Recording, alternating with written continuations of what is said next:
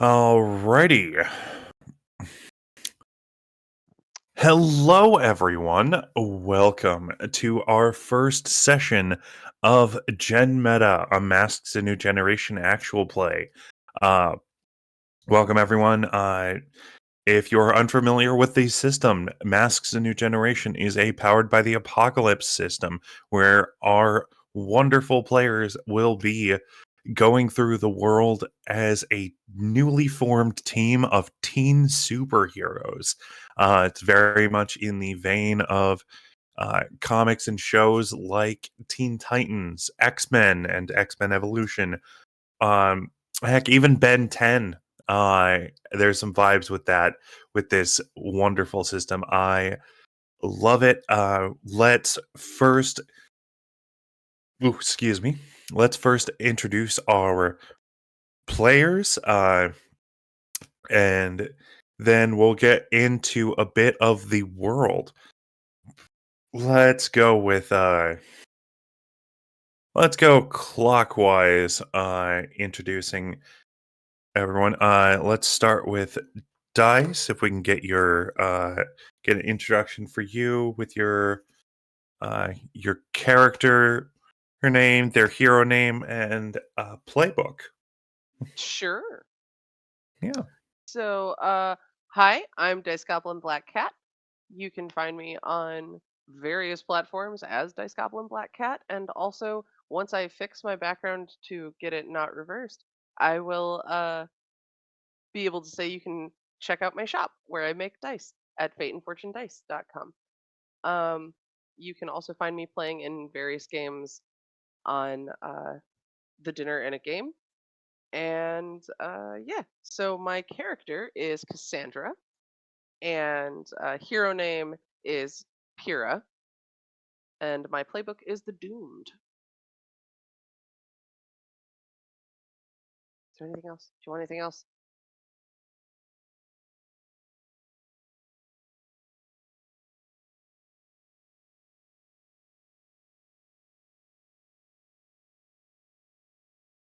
Rev, you're muted. Okay. First session, everyone. We're still getting everything sorted out. Thank you for that wonderful introduction, Dice. Anyways, we'll get a little bit more into detail onto what the playbooks actually mean in a bit, but next we'll have an introduction from Arkai. Hello, all. My name's Arkai. I am playing as Leviathan. Character name is Reese. And the book of instantation will be The Transformed. Fantastic. And then our resident cryptid. Hello there. I am Cryptid. I'm going to be playing Daniel Price, aka the Hound, who is the Reformed playbook. Fantastic. And last but certainly not least, Blackwell. Who are you playing as? There we go. Hey everyone, my name is Blackwell, your everyman in the TTRPG D&D verse. I'm just here to show you that I'm a regular dude.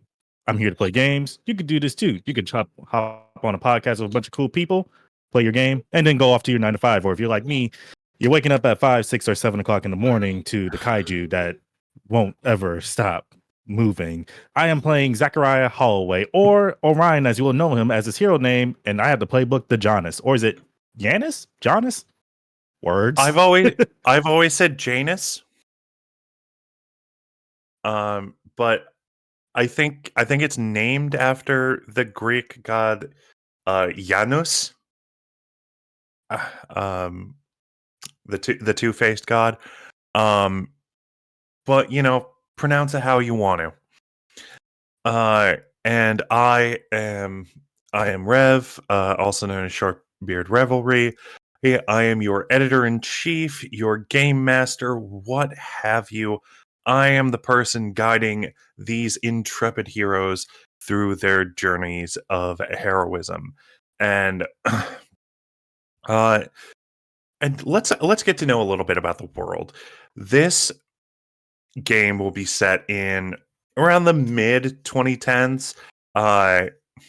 Just no particular reason why that specific timeline. Uh, it just seemed like a simpler time. But the location uh, is the metropolis of Zephyr City. Zephyr City is a bustling metropolis, uh, home to about 3 million people.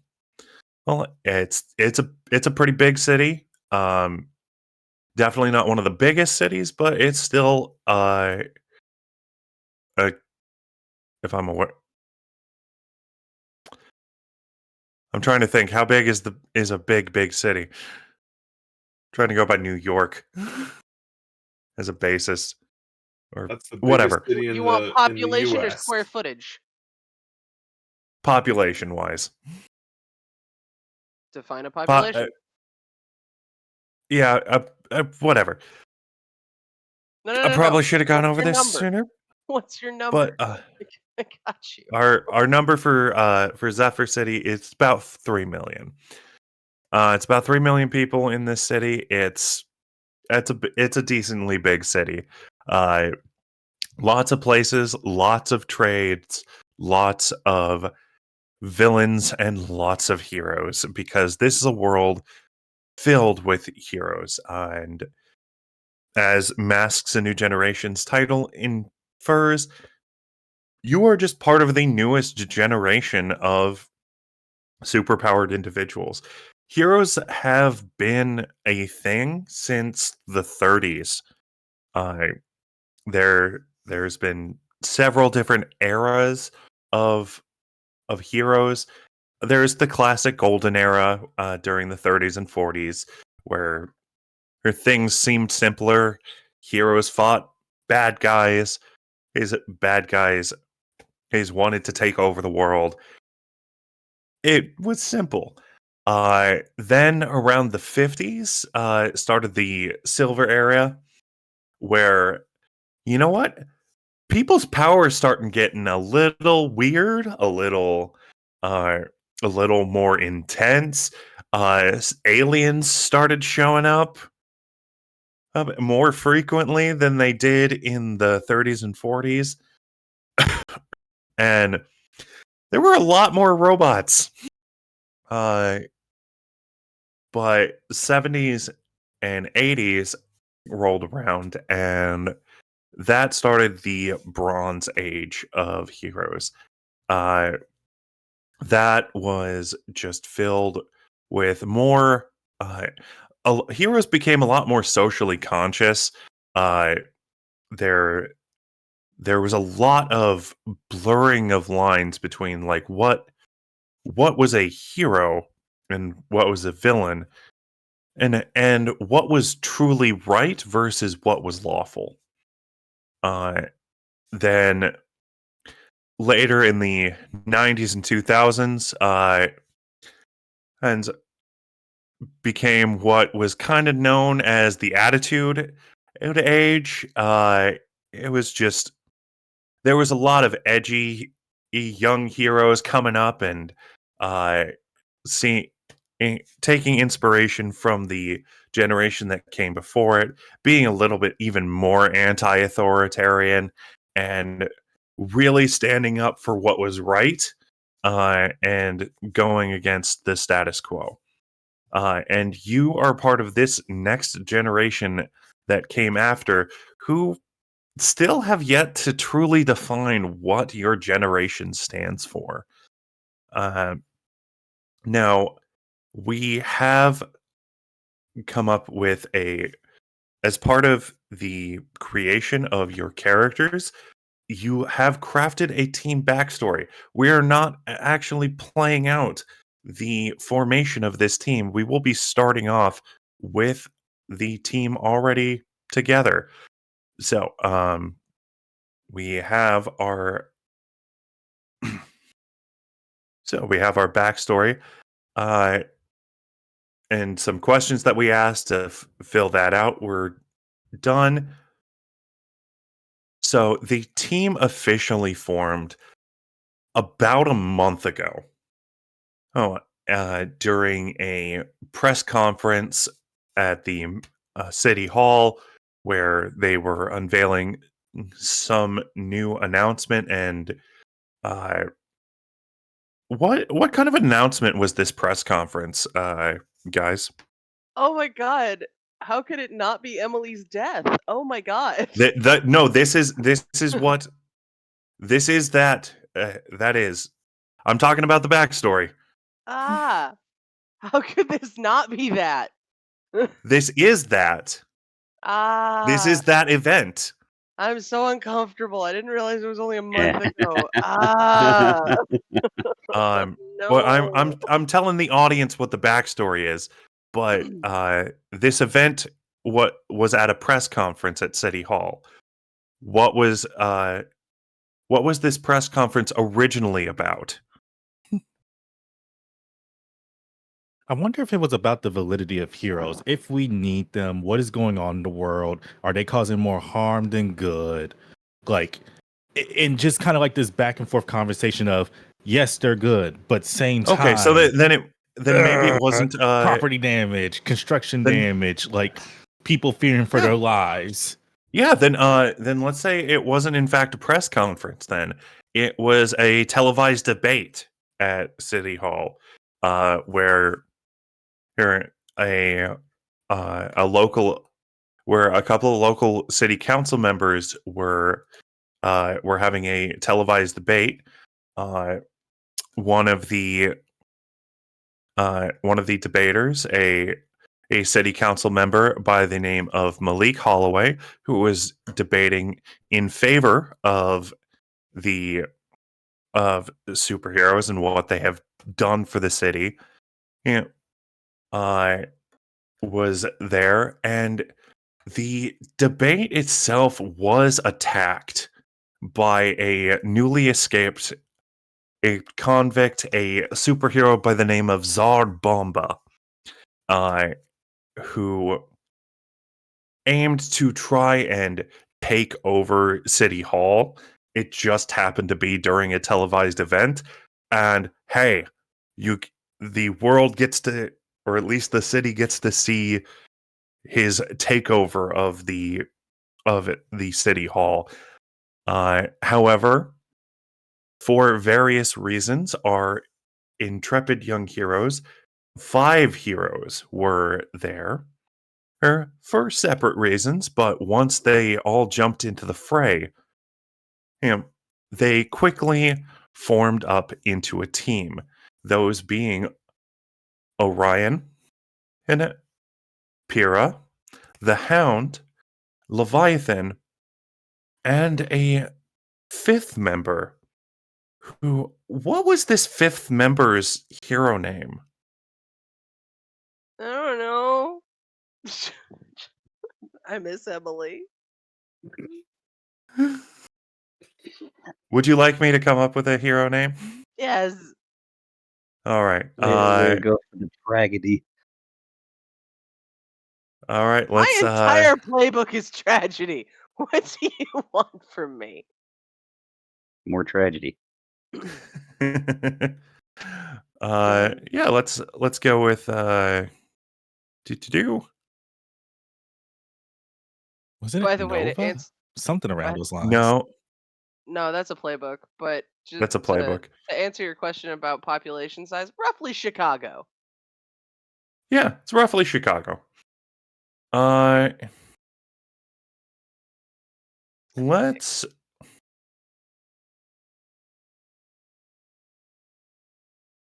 I'm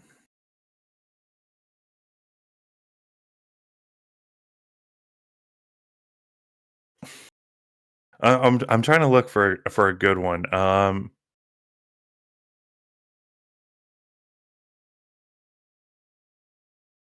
You know what? We're gonna say her name was Bandit. Okay. Yeah, she was a young hero who who is very eager and actually had brought Pyrrha along. She had kind of a cat burglar theme to her outfit. It was very tactical, very gadget driven, and it very much yeah, a every person just trying to do the correct vigilante thing. Now, oh, the reason why the Hound jumped in, who tended to be a loner, was because Tsar Bomba was an old enemy of his, who in fact took one of his eyes.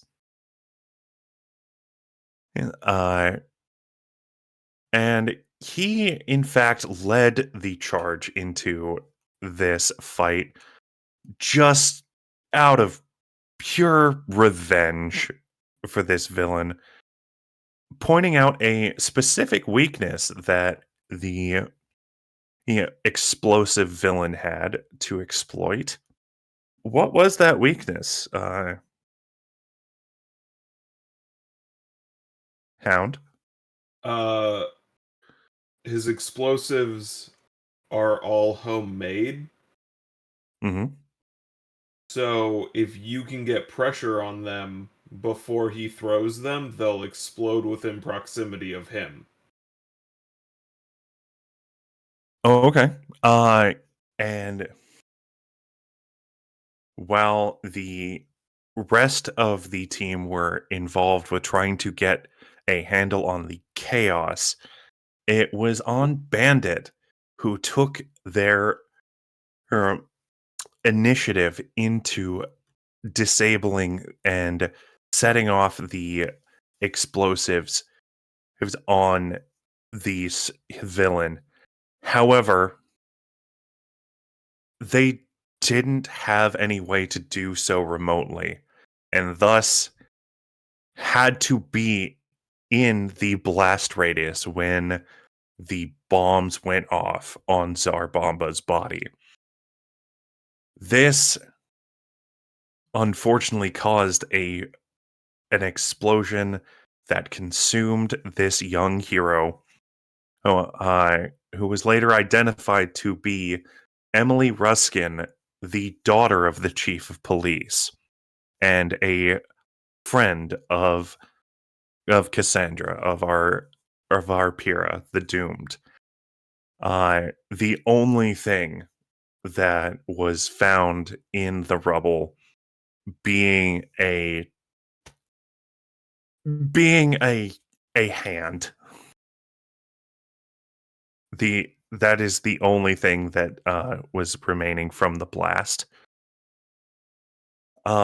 This was a tragic event. However, those were the only casualties. Were She was the only casualty. Tsar Bomba survived. Okay. And it is a month later. The team are currently meeting up for the first time in their newish refurbished lair, which you have said at Hound is called the Foxhole. It was called the Foxhole, now it's called the Doghouse. All right. Would you like to describe the doghouse? Yeah, so in a remote part of the city where there's mostly abandoned factories, there is one particular one that if you walk in, there's a grate on the ground that you can lift up and will lead you into into a basement. And when you walk into the basement, you can see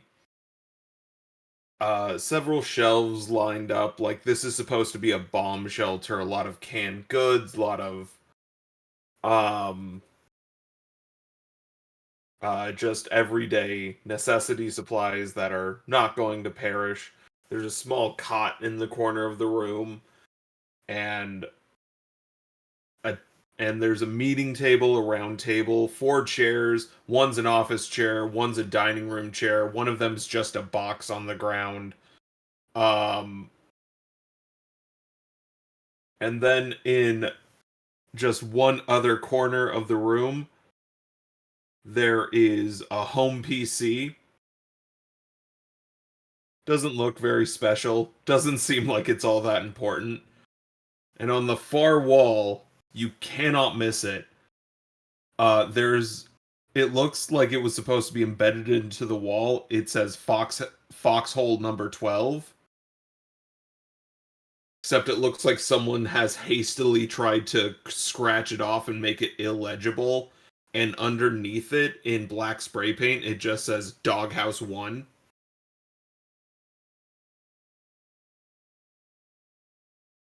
Very nice. And so y'all are there. You're gathered around. We get this panel establishing shot of you standing around the table, and as you, I don't remember you mentioning a TV. Yeah, There was not. There's a TV. It's on some old. It's on like an old milk crate or something. As on this old, it's in fact a CRT TV. Yeah, I was about to say it's definitely a CRT. The best kind. The best kind. Yeah. We are not well funded in this house. No, you're not We're broke. funded. Which is actually a very interesting thing, because you're all gathered around. There's a TV going on in the background.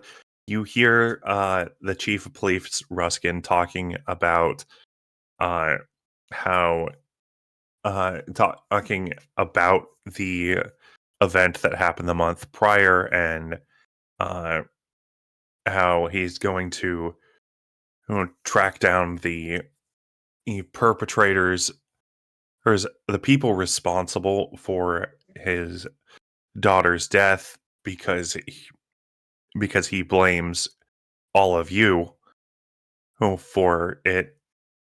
He says that if my daughter, and those young vigilantes hadn't stepped in, my men could have handled the situation, and she would still be here. They took our law into their hands, and I have suffered greatly for it. This city has suffered enough for it, and I will not stop until the TV just kind of turns off. But there's another panel just again showing all of you, and you mentioned the fact that this place doesn't look very great. It's kind of a dump, which is funny because if you'll describe all of your hero outfits, there is one of you who does not look like they belong to be standing in squalor. We'll go around describing what your hero outfits look like. We'll go in reverse order, starting with you, Black. Well, what does Orion look like in hero gear?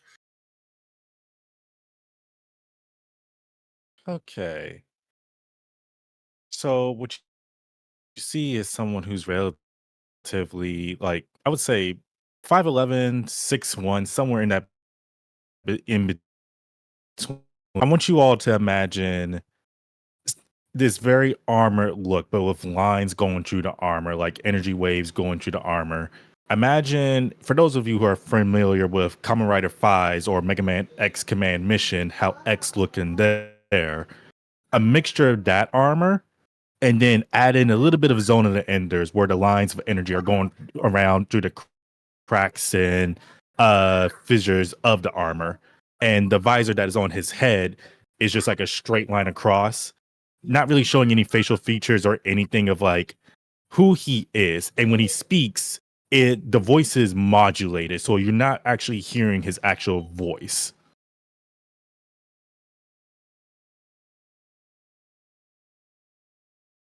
Okay, and speaking of the voice, is he saying anything in response to that press conference? I think he's just sitting there watching. He's kind of has this hunched over position, his hands crossed like over like this, just listening to the news. From his body position, you can tell that he's tensed.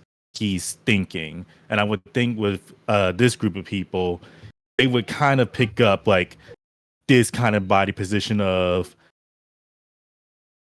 he's not feeling right about it. He's not feeling good about it.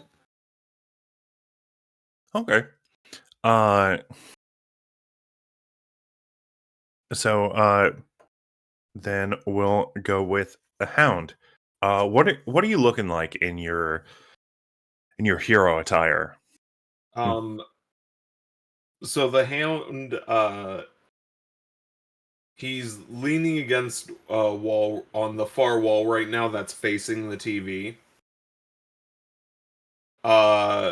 He's leaning there. He's wearing his trench coat, which is open, so you can see underneath.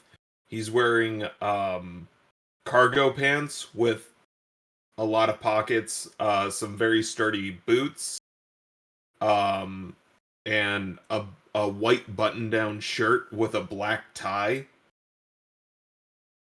His trench coat is just a tan trench coat, goes from his shoulders all the way down to barely not scraping against the floor. He has his hair. He has this very dark brown hair. It's combed back. Looks very neat, and he's wearing a domino mask that covers all of his eyes. He's not really saying anything either. He's processing what they're saying on the television right now, trying to gauge how the group is actually going to respond to this and what they're going to do. Okay, it's kind of looking like a young spirit. If anybody knows that particular very old comic. Then Leviathan. Well, the best way I can sum it up as is pushing the range of between 7.5, 8 feet tall. He's a large, well, for akin to better terminology, a monstrosity, layered in green plating amongst scales along his skin, and is roughly akin to Killer Croc. All right. And I actually forget. Tail or no tail? Tail. Tail. All right. I imagine that that Leviathan is the one who's sitting on the crate, Probably, yeah. because most chairs do not have tail access. No. All right. And are you reacting in any way to this news broadcast? I think the best way I could describe it is effectively sitting, arms just bent down over his knees, and then just kind of giving the 1,000-yard stare. Okay. And finally, Pyrrha, what is your hero outfit? And how do you react to this news that you've all basically just through no fault of your own, really, though you may blame yourself as well, just gotten a target put on your backs? Pyrrha is her costume, because of the nature of it being adaptive and related to her powers. Uh, where normally it would be almost in perpetual billowing is very just drab right now. It's not as as animated as it should be, just because it's reflecting her mood being very down and depressed Hmm. because of the nature of the conversation. It's in various blue, like layers of blue. Um, very trying to get a very kind of Mediterranean feel to it. All right. Um, and it's almost just like layers of thin cloth that kind of compound in a cloak, and then just kind of tight fitting clothing for the moment, um, because that's what she's choosing it to look like right now. Yeah. Um, her hood's pulled down, and her hair is just back, and she's actively clutching her phone, because she was definitely just texting support to the captain since she knows that, or the not captain, chief of police, Hmm. um, just because she was close to Emily. And Yeah. even though he's blaming her, she knows he's hurting. Yeah. All right. As there as we get a panel of Pyrrha's phone, what are you texting? Um, I think it would just be something simple like, uh, I know you're hurting. It's no one's fault. Um, I can stop by later if you want. Just kind Uh of supportive. okay. So that leads into our that I believe leads into our first roll of this game. No. So anytime There you that go. uh this is a powered by the apocalypse game, so you can tell me that you're going to perform a move that at any time. Uh this is not like Dungeons and Dragons where or you come to a scenario, I say make this roll. Well, you can initiate rolls and do moves whenever you feel like it is narratively correct. But at this point, it seems like you are attempting to do one of the basic moves of powered by or of Masks a New Generation, which is comfort or support. Hmm. Super, super. So, I don't have moves. so so there is a basic move sheet that I sent to all of you. It's in the Uh, basic rules. it should be in our resources that I provided for you. But Yes. at this time, I will just let you know what happens. Okay. And so you are going to roll 2d6 and add your mundane score to the roll. Cool, cool, cool. Which is solidly 0. So cool. So it's going to be a flat roll. See how this goes. It's gonna go great. It's gonna be a 2. Dude bro wants us dead. Well, there's Great. gonna be a 2 in it because You it's got gonna be this. a 12. I appreciate the range here. So in other words, it'll be anything. You got this. What'd you roll? Is it 2 or 12? You got it between It's 2 and 12. 12. It's a 12. Hey. So, I see the future. 12. so again, for those watching who are not familiar, So much empathy. yeah, very much a lot of empathy, a lot of caring. So It's my the best way friend's that rolls dad, in, okay? yeah, yeah, the way that rolls work in Powered by the Apocalypse games and Masks New Generation is if you roll a 2 to 6, that is a failure. A 7 to 9 is a partial success, and 10 and above, as you have rolled, is in fact a complete success. So, oh, as as the rules dictate, when you comfort or support someone, roll plus mundane. On a hit, they hear you. You know, they mark potential, clear condition, or shift labels if they open up to you.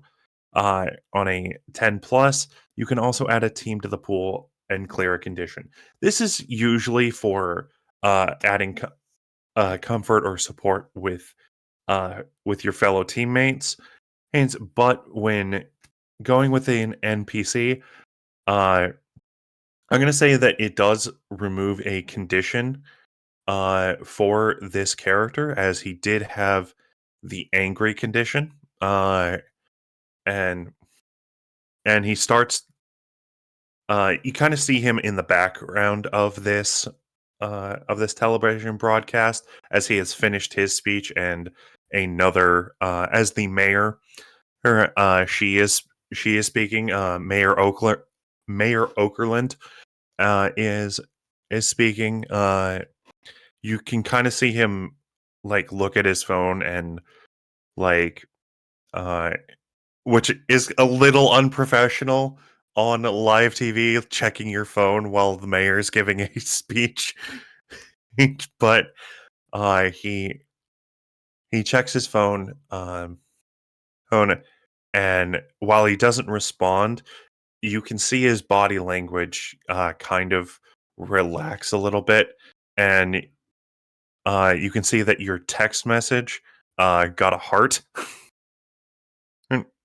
So he hasn't responded to your text message, but he's done the little like double tap and given it the heart reaction that your words rang true, rang to him. They reached him, and while he may not fully believe them, he does believe that you care and are supportive in this moment of grief. But yeah, that's what's going on with that. And everyone just kind of staying quiet, seeing how everyone else is reacting. Um, and who is going to break the tension? Oh, I will. I will, Okay. considering the Oh, reaction you, to the to like I didn't get a response, but I got a reaction, so I'm just gonna be like, I'll Yeah. go see him later, see if I can maybe tone down this whole thing against us. He's just upset.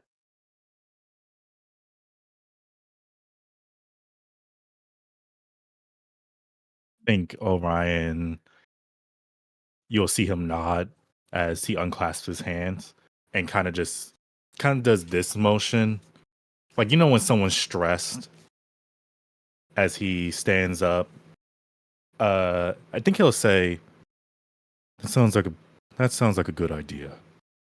I don't think it's productive to continue watching this until then. Okay. Uh, so yeah, and as you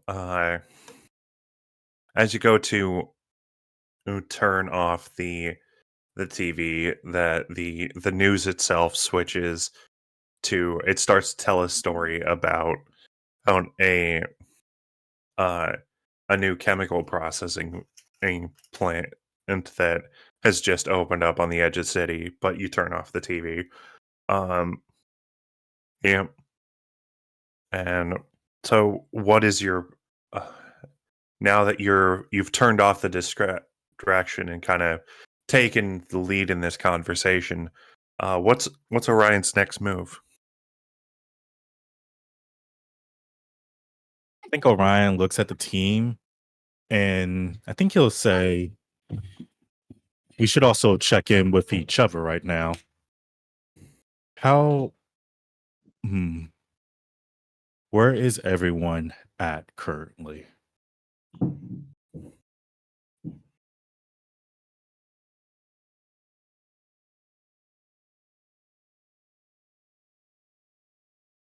She was my best friend, I'll be honest. I'm not okay, but I'm okay. Not gonna lie, I was half expecting one of you to be saying sitting down.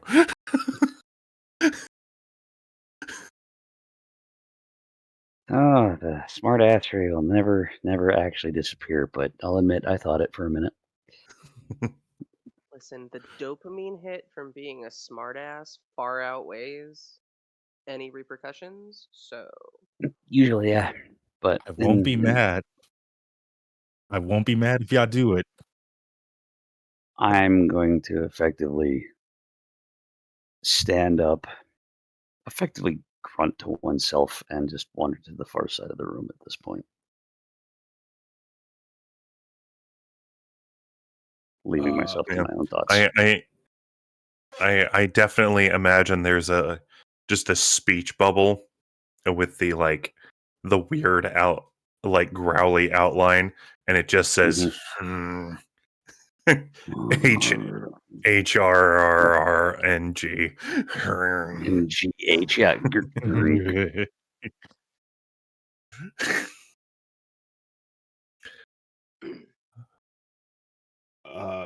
Hound is going to straighten up, stop leaning on the wall, and just look around and say,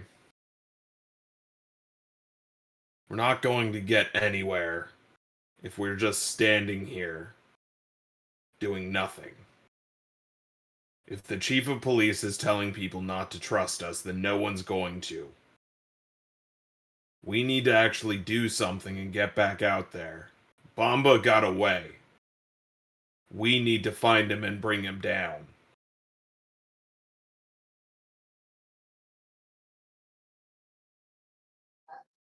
What do you suggest?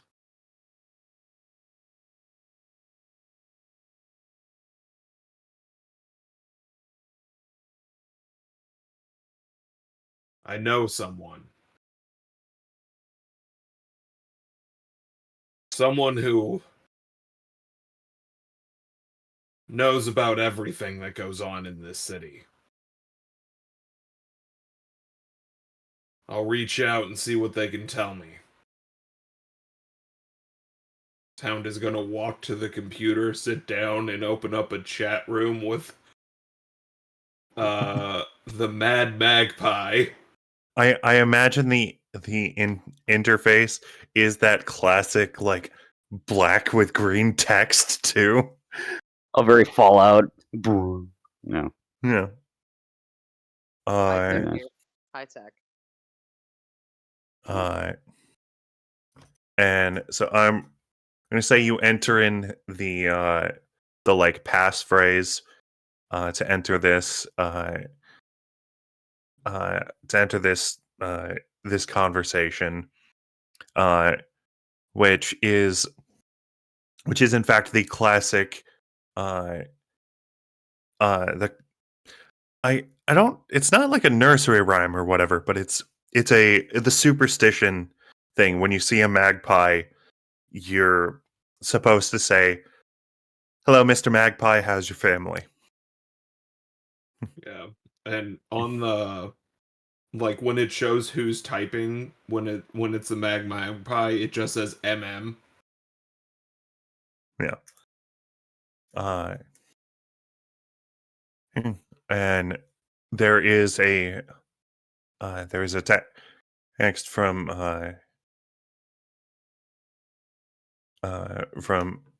him that replies, "You sly dog, hug, hug, good to hear from you. Oh, what can I do you for?" I'm sure you saw the mess at the debate last month. I need to know where Bomba went. That is quite sensitive information. And it appears on and, and as noisy as Bomba is, he seems to have gone quiet. But I may have something for you. What do you have to offer for this information?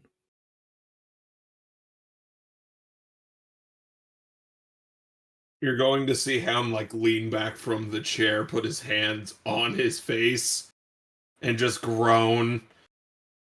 Why do they always ask for something?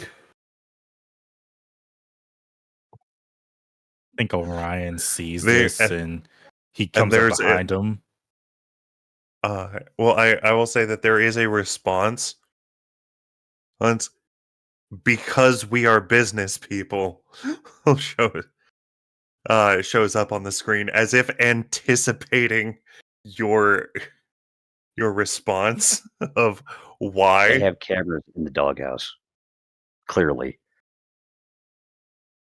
or you're just predictable. But yes, Orion, continue. Neither of this is good. Yeah, I think Orion like sees him do this and he comes up behind him and is just like, is everything okay? Is your contact willing to work with us? They're willing to work with us, but they want something in return. We need to give them something that they'll find valuable in order to get the information.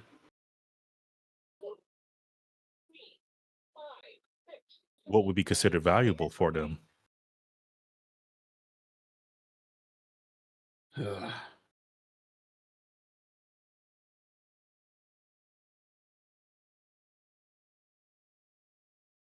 What would be Nothing. considered valuable for the Mad Magpie? Hound is going to go back to the keyboard and just type in, "I'd owe you a favor." Do they want something It's shiny? dangerous. That's a dangerous thing, signing a blank check like that, my friend. Would they want something You shiny? I'm not sure they're taking magpie to the literal sense. I am. Wait, do you have Uh, something shiny? I wonder. I I wonder, mean, does Orion see him type that out too? yeah, I mean, he's just at a computer terminal. Uh, and you said like the Hound isn't like super big, so he's not like blocking the screen. No. I mean, before you give an answer, I have access to some stuff. What stuff? I can show you, but you have to promise not to freak out.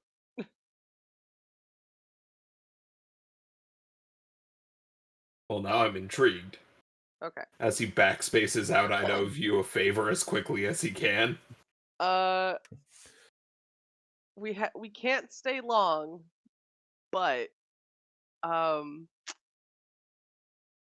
editor, I'm gonna trigger Mhm. my sanctuary. All right, so you're going to go to your sanctuary. Now, the for those watching, the sanctuary is a part of the Doomed playbook. They have a sanctuary where they can do and where they can recover, where they can find a bit of peace in their world. Uh, now we did not say how we get there, so there is a special move. Oh, because of where it is located, it is a move uh, from one of the yeah from one of the expansion books. It is basically interdimensional travel through either magic or scientific means. I have a pocket dimension. So I am going to need you to roll, Okay. but this time you are rolling plus your freak label. Oh, good. I have something in that. Not much, but something. Yeah. You're gonna roll a 10. With or 7. without modifier. You're going to roll well. So with a modifier, it's 8.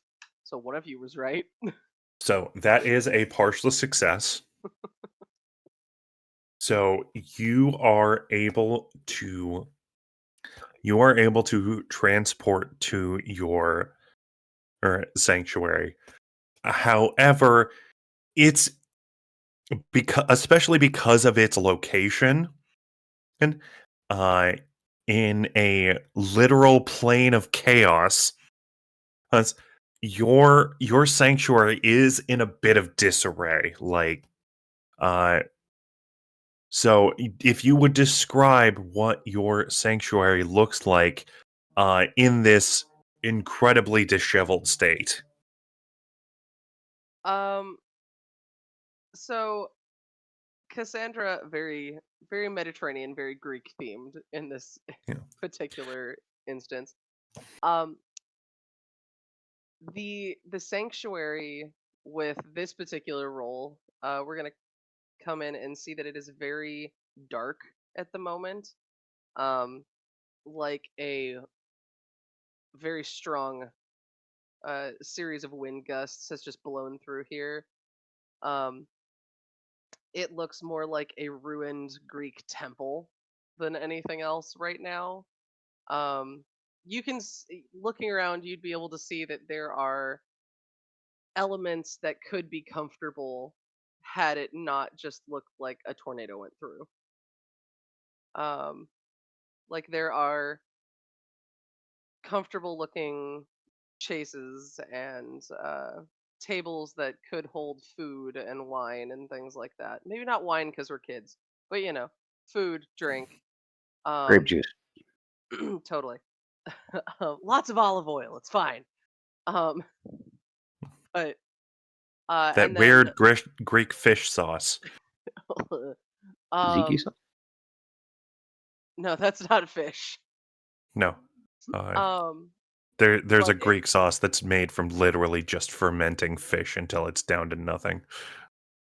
but you end up but you see it's very much Greek architecture, very classic. Um, but it doesn't look like it's been destroyed so much as just disheveled. Ransacked. Yeah. Um, but she kind of walks forward and then turns to go down a hallway. Um, and in this next room, it is also just blown apart, but it doesn't seem to bother her because this is normal. Like she shows up and it's any direction between destroyed and perfect. So, Um, and in this next room, it's just filled with a bunch of ancient relics. She kind of walks over, picks up like a shield or something, and just kind of like wipes it off. I mean, I don't look around, grab something shiny. Pyrrha, quick question. Why am I hosting our team meetings? It's not exactly safe to be here for very long. We shouldn't really stay super long.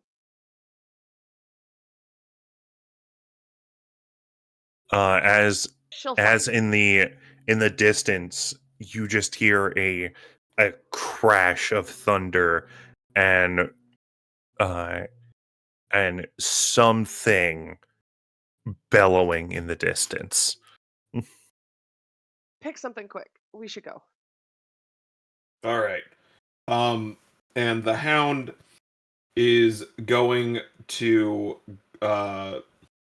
grab the shield that Pyrrha had, but he is also going to be uh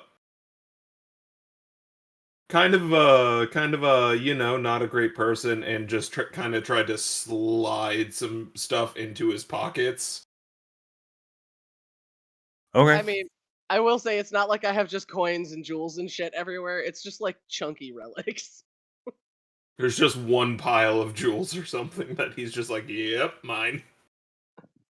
There's I'll say like you don't have like a whole bunch. You don't have like a horde, but you strewn about there are some like piles of like old drachma, Sure. which again, weird.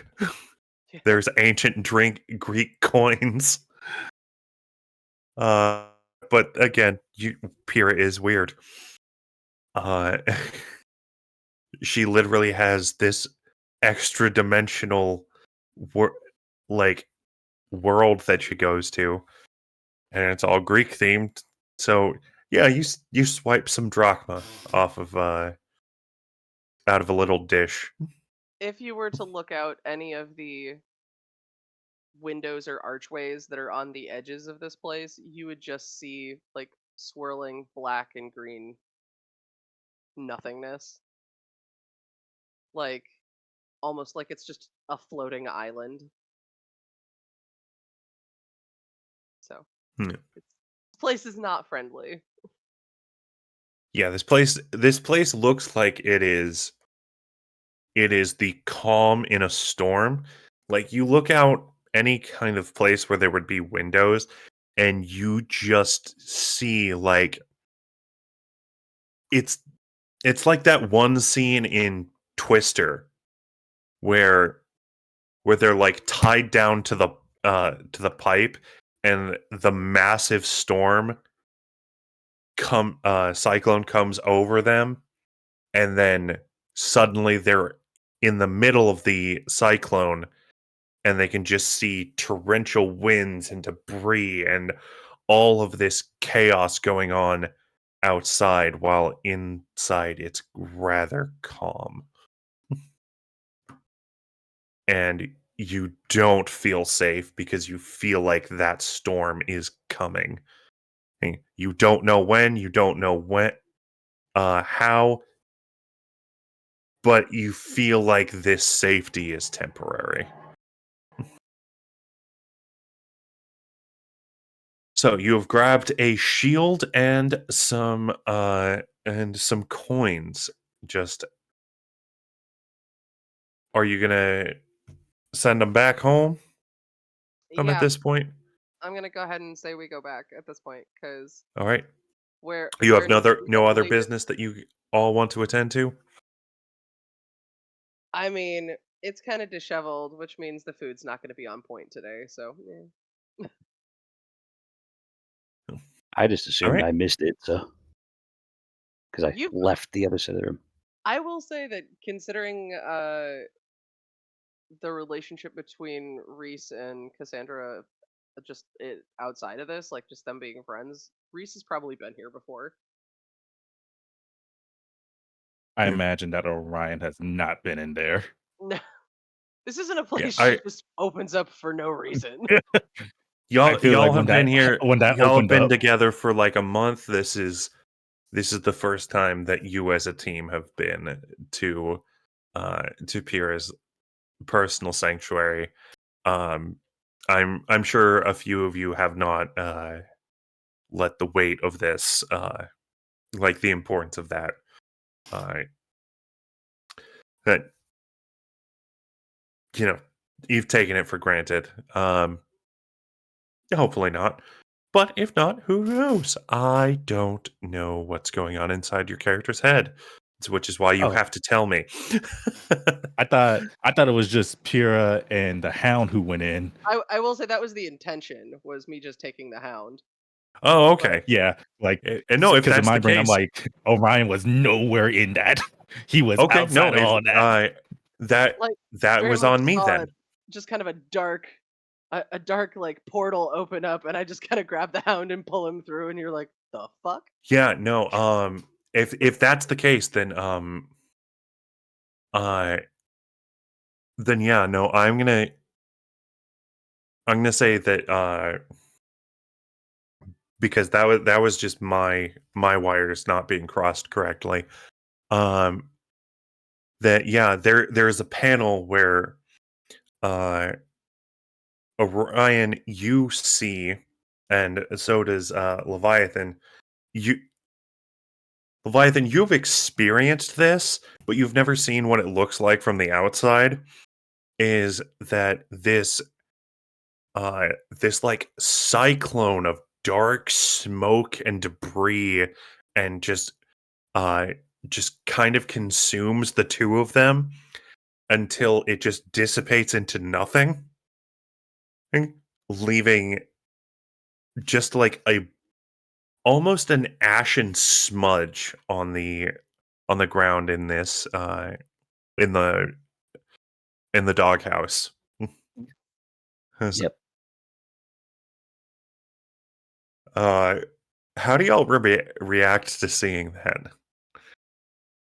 I feel like I think Orion's supernatural senses would go off, like seeing this essentially this rip in reality happen, and his whole body's just like danger, emergency, danger, get away from that. Yeah, you're yeah, to put it in in comic book terms, your spidey sense is not only tingling, it's just full on flaring. It's just like a big warning light. It's just going through his body saying, no, bad, warning, get away. As he kind of steps back, kind of like in this ready position, because he just saw two of his teammates just go, kind of like if you saw X-Men 97 with Nightcrawler pulling Wolverine into that portal of his. That's what he just saw, and it's just like, what happened? And the portal's still going, I believe. So he's just in this ready position of. Well, the thing what's is about to that happen. they portal out, and it takes only about 5 seconds for there to be almost no trace of them. As you're just kind of waiting around for like the next 10 minutes. I think he looks over at to the Leviathan and making sure I also got your name right, because names are hard. I think he Names looks are over hard. to It's Leviathan and It's it's just session like, 1, you'll get it. yeah. He looks over to Leviathan. It's just like, should we be concerned? I'm concerned. Are you concerned? If it's where I assume they went, then there's no reason to fret. Though I will admit it is interesting to see it from this side. What is that? I'm not sure it's my place to say. I would argue it's something that, if you should have concerns with it, to take it up with Pyrrha in due time. Later. Maybe when the grieving's Better. maybe when the grieving, yeah. There's no real way to. No. No, there's not. Did they see, like above table, did they see the bomb go off in front of them? They did not. I would say, actually, I would say Pyrrha, Orion, and Leviathan were probably very focused on reducing civilian injuries, while the Hound was the one guiding her in and instructing Bandit in her task. And whether or not you know that that Hound saw the explosion, you all saw the flash, you all felt the pressure, and you all saw the remain. I think Orion gets choked up a little bit, not in the crying way, but you know how when you experience the loss of someone, you just met them, you got real close, or even just remotely close, and then Yeah. gone. They leave, even if you just meet them and they left an impression.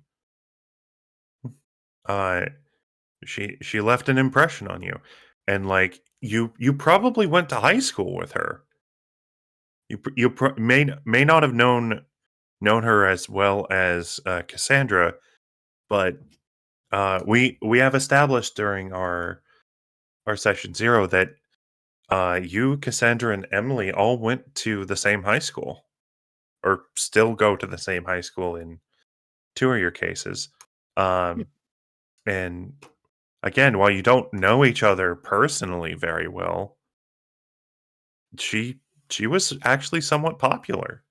Yeah, Or I would say similar classes. Like, that person that's always in your class, but you never really talk to. It's yeah, like like you went through the same grades to get together, but you never really talked. It's kind of like adjacent friends, kind of like this is that. you seem cool. We don't really interact or go in the same circles, but like our circles kind of pass by each other, and you don't And seem problematic. Yeah, let's it's be kind. real. If Emily had a playbook, it was probably the Beacon. That's exactly why I was looking for a hero name that didn't go super powerful. Well, And I was absolutely imagining, and I'm glad you imagined that she was also a beacon. I would Uh, say she was definitely like the initial leader. Like yeah, before any of us any of us really said like, "Hey, we're gonna take the mantle of leadership." She stepped up first. yeah. She Yeah, beacons tend to be the heart of teams. Uh, she kind of I'll say that she kind of took a Captain America role in your first battle together. Um, whereas we'll say Hound was more of a more of an Iron Man, and like I have emotional stakes in this villain, and I'm going, and I know what to do to beat them, but I'm also going to be kind of a jerk. I think Leviathan had a question. Yes. No. You're good. Oh, okay. Oh, you were holding up a fidget if spinner. you just see in the like face that it's disappearing, it's the fidget. Sorry. No, No, I had it's that It's fine. moment. ADHD, autism. I, It's a terrible curse. no, You're it's you're totally good. fine. I Do just what you didn't want got you to to get do. passed by. Do what you got to I do to stay in the moment. I think yeah. So Orion, with all that in his mind, just he knew this person. He fought with this person, and now this person's now gone. Yeah. He's You know how you first like that first moment where you realize that someone's not there? Again, like this is your very first. Yeah. I think he goes off something like this. How do you what should we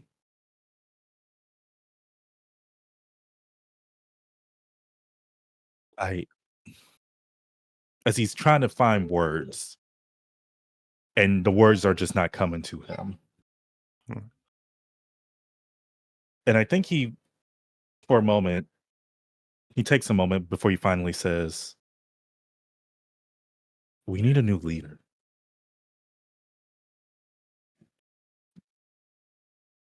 It's certainly one avenue.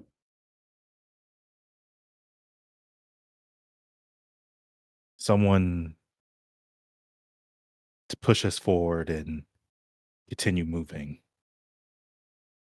As much as I don't want to say the Hound is right, he is right. We need to get back out there. We can't show the people that we're good if we're not up and present. And risk messing up again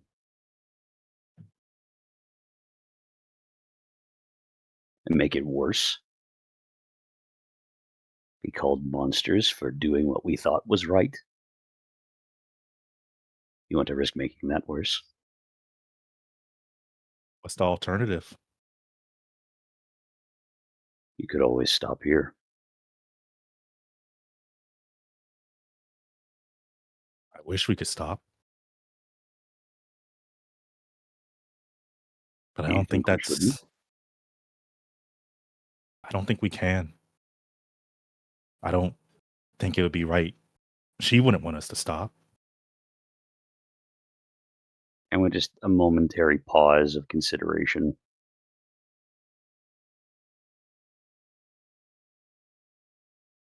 I don't I can think get she behind would, that.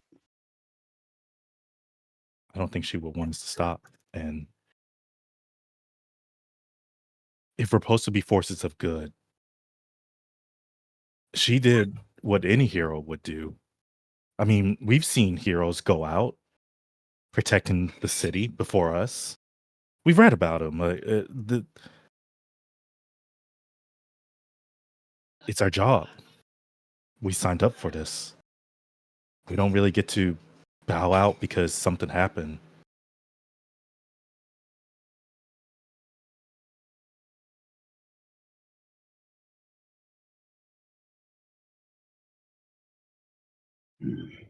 I think at this point, there's another like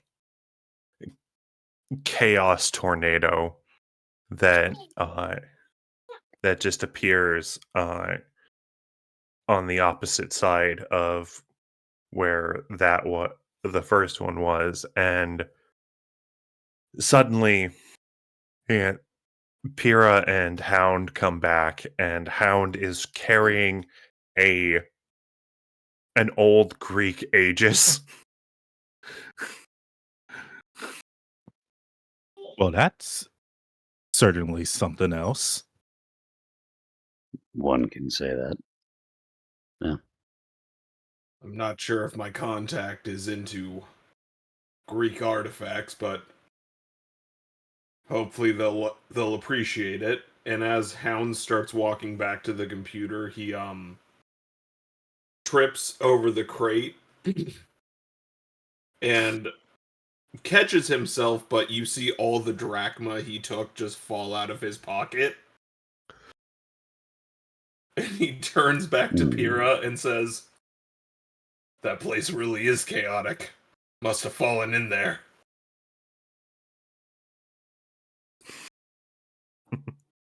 I'll get up and start picking up the individual pieces one by one. Can I insight as I'm also helping picking up? Like, is there such thing as insight? Like, is this man's lying? So there is something similar to insight. It is called pierce the mask.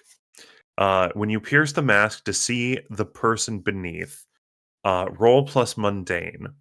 Ooh, I got it. I got good mundane with that. Oh yeah, that is a 2-5, so that's a 10 plus 3, 13. Okay, so you get to. So that is a 10 plus. That is a full success. You get to ask 3 questions from the list below. What are you really planning? What do you want me to do? What do you intend to do? How could I get your character to blank? Or how could I gain influence over you? I think we'll start with the first one. What is he really doing? Like, what was he actually trying to do in that moment of time? So, so what are you really planning? Yeah.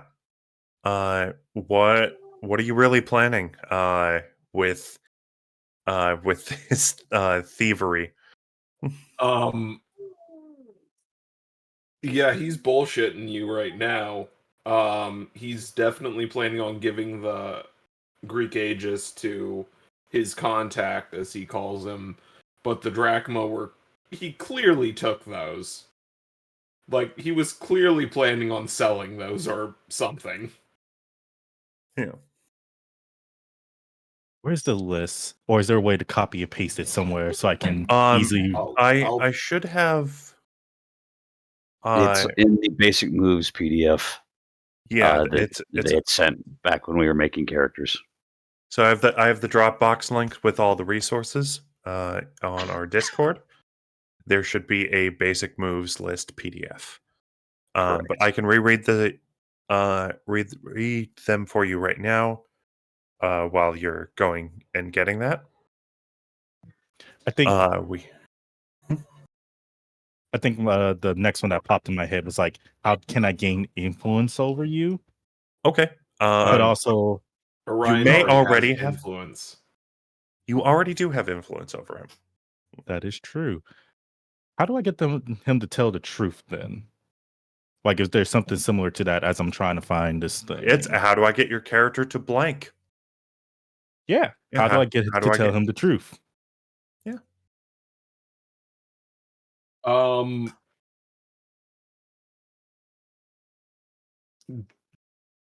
Call him out on this. It's not going to be like a, oh, I learned the errors of my ways type thing, but he'll admit that he took them.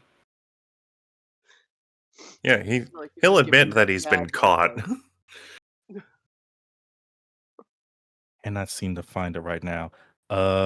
What's another good one? So he'll admit. So what was he doing? Will I he could tell be the the truth? evil Yes. GM and say that your second question was how do I get influence over you? You already have it, but No, I'm not that's- going to. I can say, just upon reading some of these pages, if you have influence over a teammate and you would gain influence over them again, immediately shift one of their labels up and one of their labels down. Your choice. Okay. Oh. Yeah. Oh. According like to the that. rulebook. Yes, because labels are not like statistics in games like Pathfinder where it's a static thing. Your labels are how the world perceives you. And the world's perception of you and how you perceive yourself can shift from moment to moment. There are ways to lock them, but they're rare and few and far between. Yes. So my first question is going to be, do I have your consent to do that? Because, that's kind of changing how your character operates Well, and moves. Is that yeah, okay well, with you? Yeah, you So can you- ask how to gain influence over this person again. Yeah, I was just making sure with the player, like, I- is this okay? I don't think it automatically gives you extra influence. I think it's just answering the question of how And- could you? Yeah, you would have to Yeah. do the thing to get the influence. Yeah. Yeah. Okay. Yes. But Cool. that is a thank you, Arkai, for pointing that out, as that is a mechanic that can be used. That is a Mouska tool that can be used for later. Oh boy. Ah, shoot, we're getting Crap, canceled. where's my mouse trap? Yeah. It's Just I remember fine. reading something about it, and I was like, huh, We're not incurring the wrath of Michael Rat. Michael Entertainment Mouse, How cousin would to Chucky. Yes. What is it? Charles Charles Entertainment Cheese. Cheese. Yeah. Yes. trying to think, because the Hound and Orion have like it's a rivalry. It's that Captain Yeah, America, you Iron got- Man, like two sides of the same coin, but we could not be so far apart. Yeah, And it's like, you have a grudging respect for each other. and I'm trying to think, like, how would I how would I influence him to be more of a savior in this Well- case? Like Well, doing that is the question for him to answer. Or is how do you gain influence over him? yeah. But you did get So- 3 questions. So Orion, if that is your question, it will be for the Hound to answer. Yeah, let's go with that.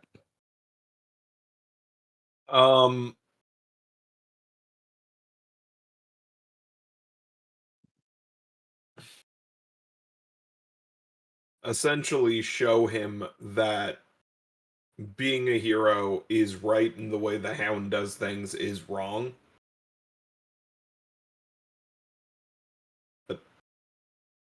Be a hero. There we go. You can gain influence by being a moral compass. We're better than this conversation. Yeah. Yeah. And I think that's how it goes when he starts picking up the coins and examining them. Is there some weight to these coins? Like, I mean, there's an okay weight to them. Like they're clearly old coins, so they're not. So Think closer they're to like the weight of a nickel. yeah, kind of. Um, or thicker. Like a drachma is I'd say probably probably about a half dollar. Uh, for this universe, we'll say that the ancient drachma is about the size and weight of a half dollar. Okay.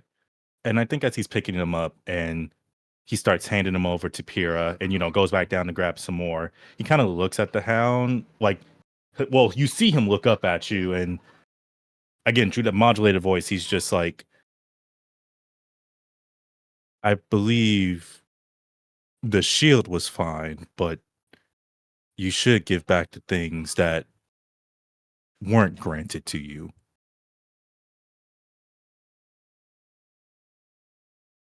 Which All right. that feel uh that feels like you're trying to provoke someone. I would say so. Like, Okay. give back So what I'm you gonna took. yeah. When you provoke someone susceptible to your words, say what you're trying to get them to do and roll plus superior. I ain't got nothing in that. Hold on. Yeah, I ain't got no abilities for that. I got 0 and superior as well. you're gonna be Hey, fine. Oh, that's a flat roll. it's a 9. I think that's good. That is a partial success. So it's not a complete success. Uh, so so they since this is provoking a PC, you can choose to do one or the other. Uh, so Oh, you get to so choose whether you want to punish me or reward me. God damn it. well, no, And it's up to that's you. dependent on what you It's up to do. you. It's up to you, Cryptid. Yeah, technically you decide if Do you're you punished or not.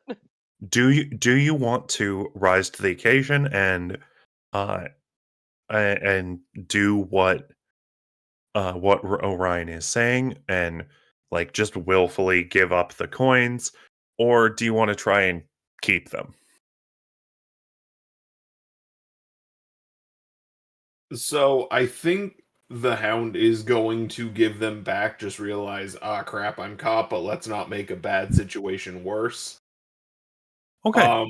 But he's going to do it in the most Hound way he can, and All right. just go like, all right, fine, just yeah, you can take them. I just wanted to see if I can make this place look a little better. Maybe get actual chairs.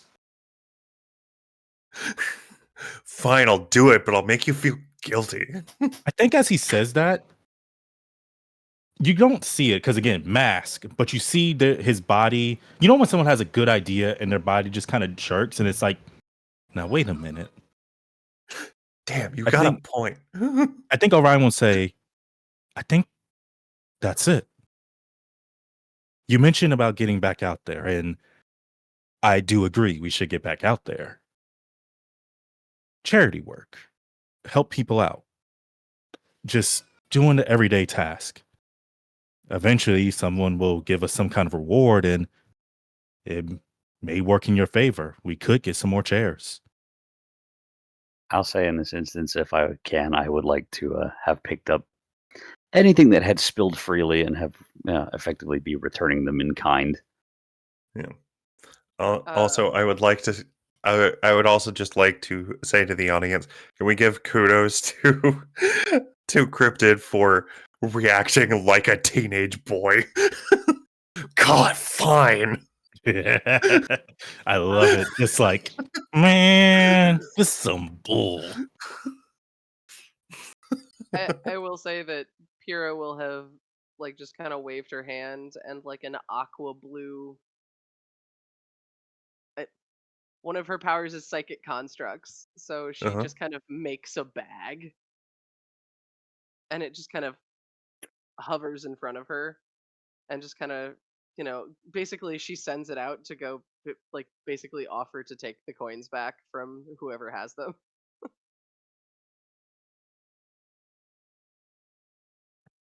Of which Alrighty. I will gladly dump what I had.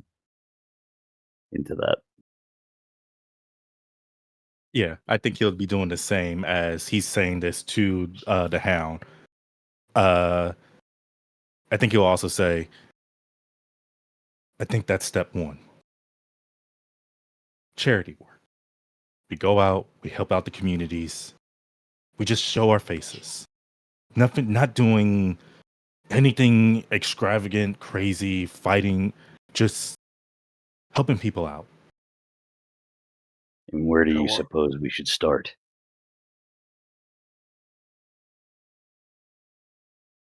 Ooh, above table. Ooh, wait, brain work.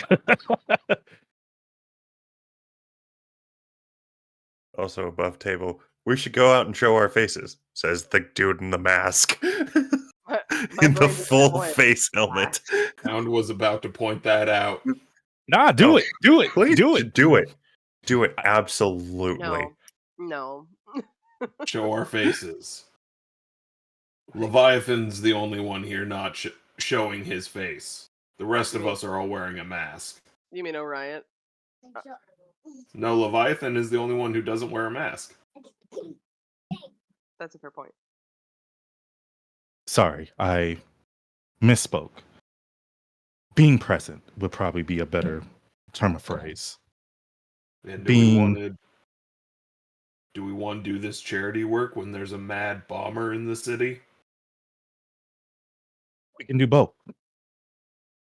We can't really win the city's approval right now by just blasey blazing, going out, fighting, causing more destruction. The best we could do is just do good work,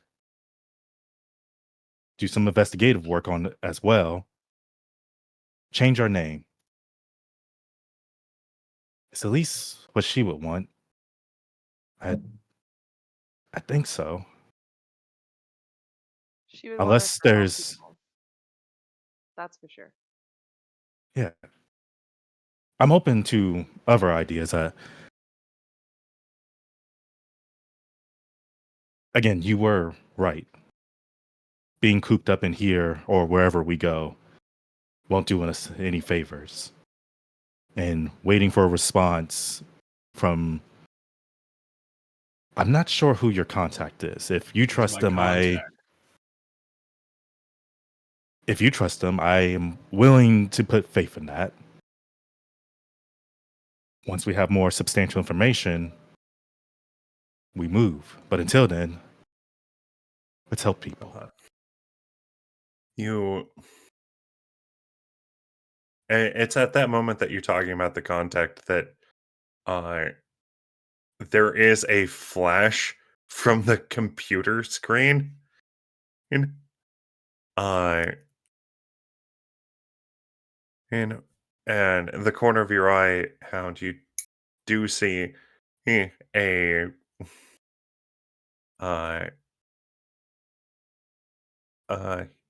you do see a little like waiting message like, so are you thinking about it? Has something happened? And I do not like it's literally just still need time to think. I don't like being You're kept taking a waiting. long time to think about this. Do Are you in trouble? I have a Stop way? ignoring me.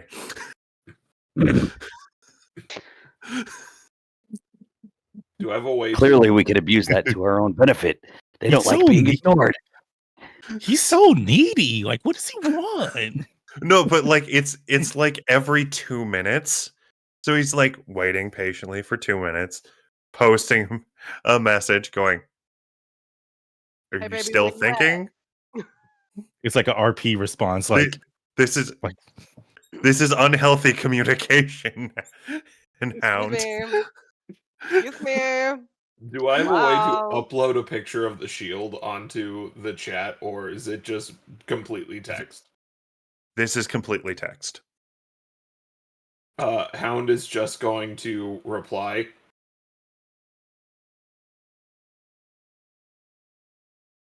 Greek artifact. I'm still here. Send. I have an artifact that may interest you. Send.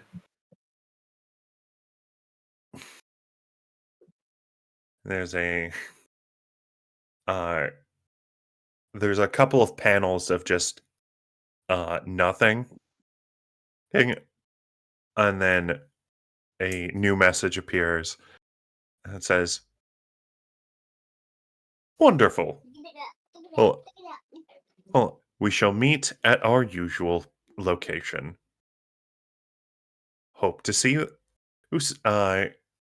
Look forward to seeing you again, my friend." Is there a What time or date time? specified? Yeah.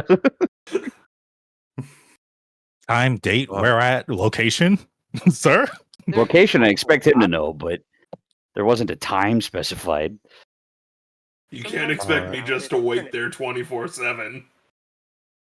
It's like, if you're going to take me out on a date, at least give Which I me can the. and I will. Who's doing the unhealthy communication now? The usual time. Okay. 4 a.m. Got it. Ew. You're That's just going to see disgusting. Hound lean back in his chair, put his hands on his face again, and go, not 4 a.m. I think Orion would say, "We appreciate your work and let us know as soon as you can about what information he has. In the meantime, You'll notice it's probably about 6:30 PM." p.m. The press conference that you happened to watch was on the 6 o'clock news.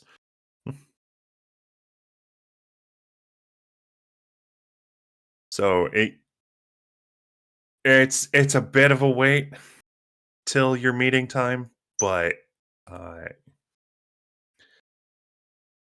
yeah, actually, you know what? We'll say it. We'll say it's at 11. You got 5 hours. 5 hours to kill. Then in the meantime, what do you I propose? was just putting down the usual time as a way for this character to be petty. Toxic relationship. Oh, you have no idea. I have theories. No. Get the fanfic writing. If the Hound isn't the toxic one in the relationship, you know something's wrong. Teenage boys. Oh my god, all the tags going crazy. Nah. I know who this NPC is. Nah, not tags. At least not this early in the timeline. Even then, maybe no. If we're waiting on information, then Orion, what do you suggest we do then?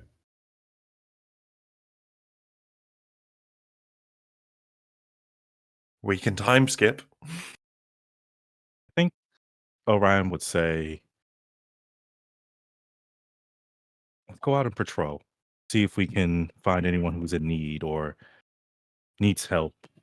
See if we can assist anyone, whether it be they're moving, needing help with groceries, things like that. The mundane things, the normal things, the things that most people don't bat an eye at. Maybe we can also thrift shop. Maybe find some chairs. That too. Is that seriously what we're worried about now? Is chairs right now? Maybe some chairs, Mentioned. some decor. If someone has any reason to complain about chairs, it's me. Would you like us to find a chair for you? Cassandra creates a big ass chair for you. With a tail hole. I was gonna say the best thing is like the old style recliners that there was space between it, so if you didn't recline, there was actually a space behind it. That'd be something. Yeah, but I can keep an eye out for that, and maybe spruce up the place a little bit. It's how dark is this place? Like, is it just kind of like just the lighting is just not working, or is it just like Is mute there just lighting? like one flickering fluorescent and like a strip bulb? You know what I imagine when I think of this? I think I don't know if you guys ever watched the live action TMNT movies back from the 90s. You remember when they find that abandoned subway in the second movie? Yeah. That's what I'm thinking. Where it's like kind of lit, but kind of not, and they have to make reparations to it later. Also, those were live action movies. We're talking about the TMNT here. Realistically, you're only gonna, they're giant. They're giant. There was suits. no animation in those movies. True. We know what you're talking about, though. We got what you mean. We're familiar. Yeah. But yes, Yeah, I get what you mean. Like, yeah, kind of like the turtles' hideouts and stuff. It's lit, It's but enough. it's enough that you can see everything, but it's also just not like bright white light. You can see everything. It's dingy. It's dirty. It's teenagers trying to make a Secret hideout. a superhero. Except for in this world. case, this is actually what that is. So take that for what you will. I think Orion sees all this, and he's just kind of like, again, you can't see his face, but you can kind of tell that there's this body stance of ick. It definitely needs some decoration, something to make the place lively, something to make like it we're more. making tours.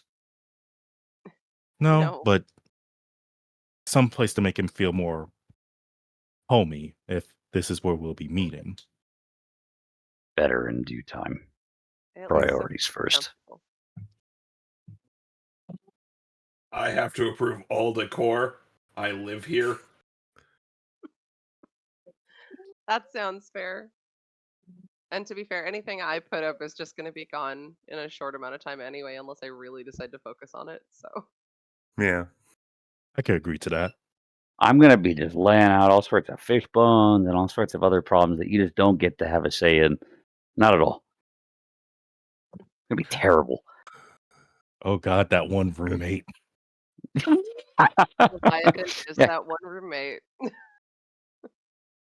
No, I don't know. Amusing, but probably not. Probably wants to maintain some essence of humanity. For any time skips, I will say the last thing that happens is that bag that is containing the drachma. Mhm. Cassandra ends up slipping it into the Hound's pocket anyway. Okay. Yeah, they'll And- just be like a panel or two of it slipping in without the Hound noticing. I was gonna say without noticing, but hands on the shoulders right next to him just to whisper in. Honestly, the idea wasn't a bad one. Go ahead. He's taking it all for himself. He going on a yacht. He going on a cruise. I am hoping that there is a little bit of, hey, you did the right thing, positive reinforcement. Yeah. You had a good idea. You didn't have to be such a dick about it. Kinda, yeah. And I think before you go to, you had this idea. Yeah, we're gonna go on a patrol. Well, we'll say that Orion, you get a text message on your phone. Your suit kind of gives you a heads up display, and because it's so advanced tech, it kind of connects to your phone and acts as like a smartphone inside. So a minor version of Jarvis? Kind of. It just kind of receives your texts. Wow, instead of link to Windows, you've got link to suit. It's kind of what I'm imagining is kind of like Fallout 3. Like his phone gets merged into the gaunt, like to the wristwatch, because that's how we'll get there. Yeah. Yeah. And when he gets messages, you see up, like you said, a heads up display in the right hand corner or left hand corner. You should see a little like a message like- icon saying message. Message. Your Apple And Watch is it is, annoying. and the message you see, it is from your best friend, and uh, you still have to choose to open the message.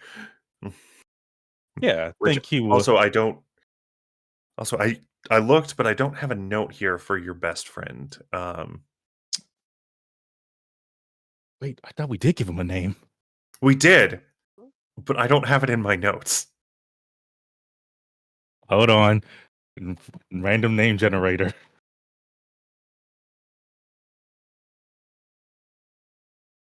I feel like you said the name and I just don't remember it. We remember definitely either. said the name at I remember some us point. talking about it, but Yeah, that was weeks I ago. have two. I have the other two NPCs that you have named, or technically three other NPCs that you have named. Your father, your principal, and the other major NPC. I just don't have your best friend. How did we forget our bestie like that? That's just brazy. How did we ever forget? Looks at notes. Ethan. No, We can And what just kind of homie are you? Well, let's name him Ty for now. Ty. All right, I think Ty Wilson. I think somewhere around that.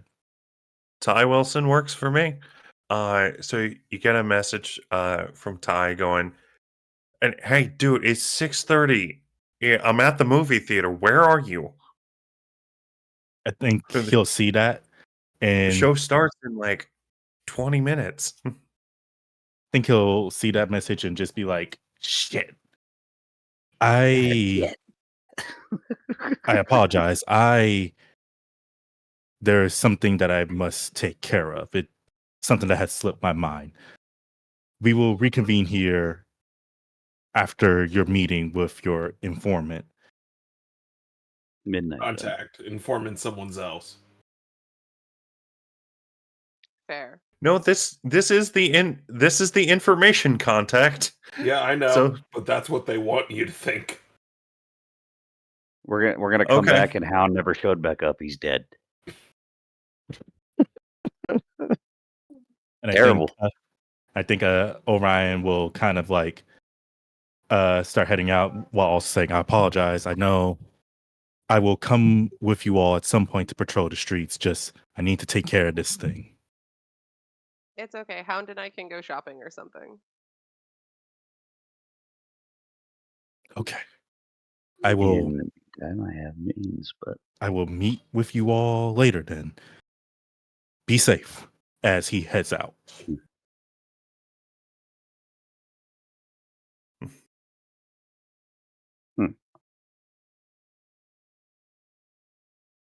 Alrighty. no.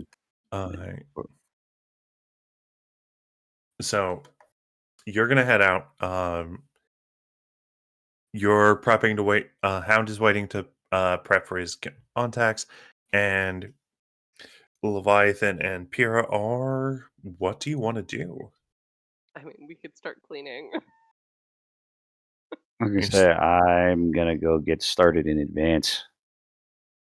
Cool. And I think I'll take 2 nearby waterways and begin clearing them of any debris. Okay. All right. You good? Okay. You just became editor in chief for a second there. So I was like, wait, why my camera do that? No. It's fine. He had to feel what it was like for 2 seconds. No, I don't. Feel the power.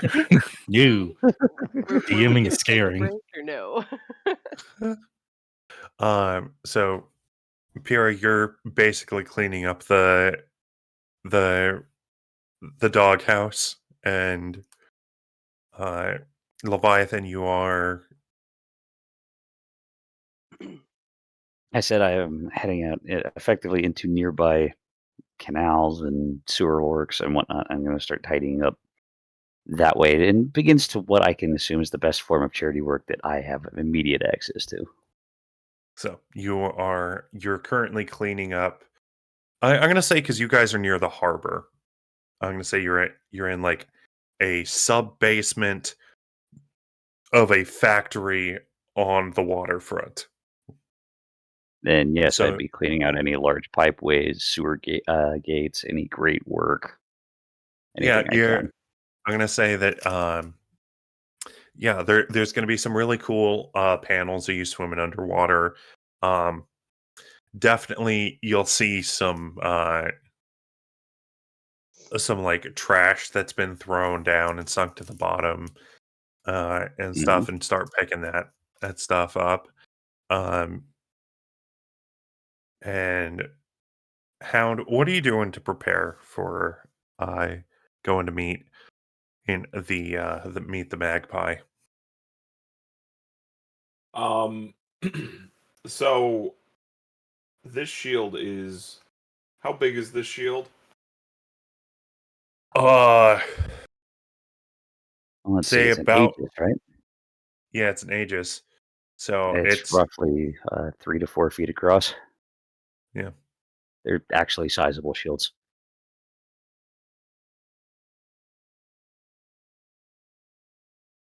The Hound is looking through his base, trying to find something to carry this in.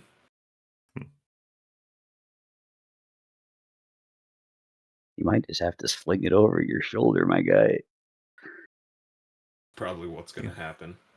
Yeah. I mean, I can honestly, it's a small enough thing to focus on. I could just make you kind of a sling for it. The problem is I need to walk through the city Okay, with leather a cover. that going to hide the shape. I mean, it's still just going to be a circle. That's like saying, like, oh, I have a case for my guitar. Everyone knows what's in a guitar case. Doesn't mean everyone's just going to up and take a guitar, but it's because they're clunky. You know what? I think I'm worrying too much about this. The police are more likely to stop me because I'm wearing this at 4 in the morning. 11 11 at night. p.m. 11 at night now, yeah. 11 Yeah. at night. Yeah. I think if you manage to at least get a cover on it, I think you'll be fine. Okay. All right. So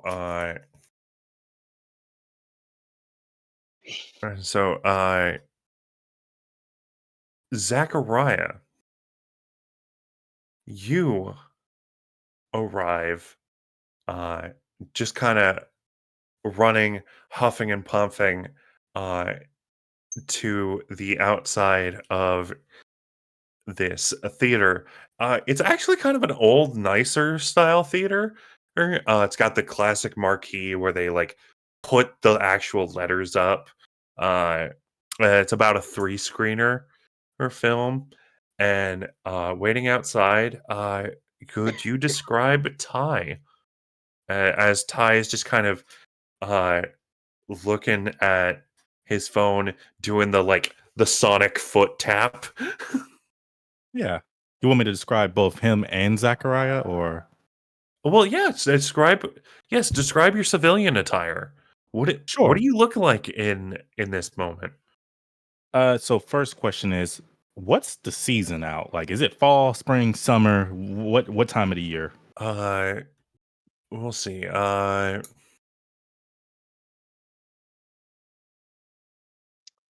Especially if we're in like Uh Chicago. yeah, we're going to say that it's fall.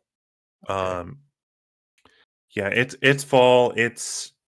Uh it's windy as hell in this place. It's called Zephyr City for a reason. And so like in no matter what season, there's probably gonna be windy weather. It's just the intensity. Right now, it's actually kind of a lighter breeze day. Um, it's just kind of a light jacket you'll need. Okay. So I definitely could see him like running up. He has like his jeans on. He has his hoodie. Like, you know, regular degular like washed jeans, like wash colored jeans. Somebody's like off-brand shoe. Probably like I have to ask, when you say washed jeans, do you mean acid washed? acid washed. It's a style It's a style of jeans. jeans. It's like the blue jeans that have like the white splotches on them. Oh no. That's not his style. No, no. Yeah, It's okay. I was like, what do those look like? Sees at first image. Nope. we can't do that to him. Mm-mm. But yeah, somebody's washed jeans, some off-brand shoes, like black shoes. Probably has like that graffiti style hoodie. The sleeves are like rolled up. Probably like a size or two big because hoodies shrink when you wash and dry them.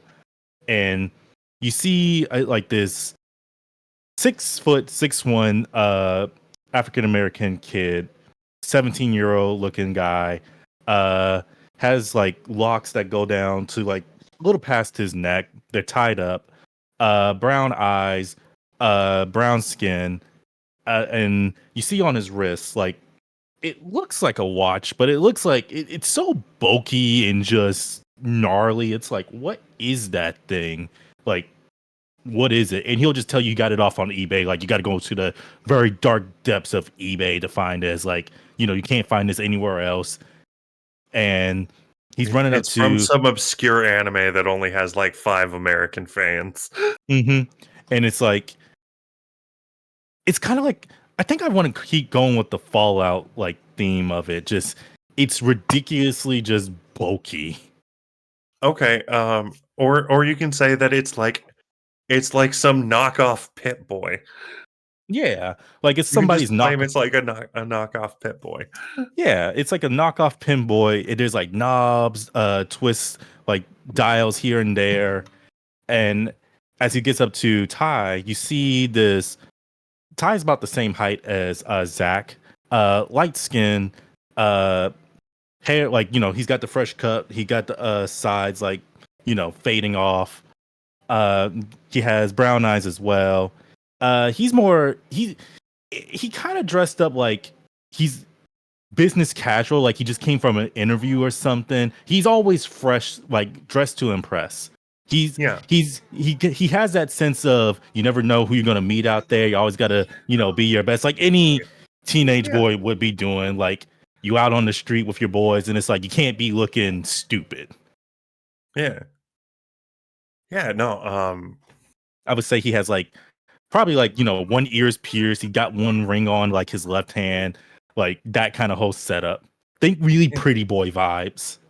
Yeah. No. I get it. Like. Yeah. I kind of imagine that if this was a movie made in the 90s, he'd be played by Cuba Gooding Jr. Yeah. Let's go with that. It's not funny, Yeah. guys. It's not funny. It's a little funny. It's a little funny.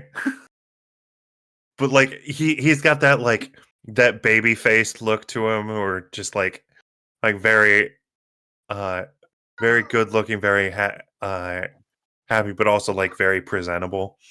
Mm-hmm. And he sees you and goes, Zach, no, where were you? Sorry, I had some things with the photography club, and then I had to help my mom out with some stuff. Like, sorry, man. Sorry. I'm here though. Like, I'm here. Like, Okay. how I've you been doing, man? I've been looking forward to this movie for a while now. Like, as soon as we saw that trailer, like, I can't believe there's a new Star Wars. Yeah. Like, Oh, we're going to that trail again. Okay. to make it even better, this dude Hey, probably has like suspenders on that is like one's red, one's blue. Also, hey, I like the sequel trilogy. Or, I mean, I think I've only seen Force Awakens, and I liked it. It's okay. Like, sidebar, soapbox. All Star Wars is good Star Wars. Like, all pizza is good pizza.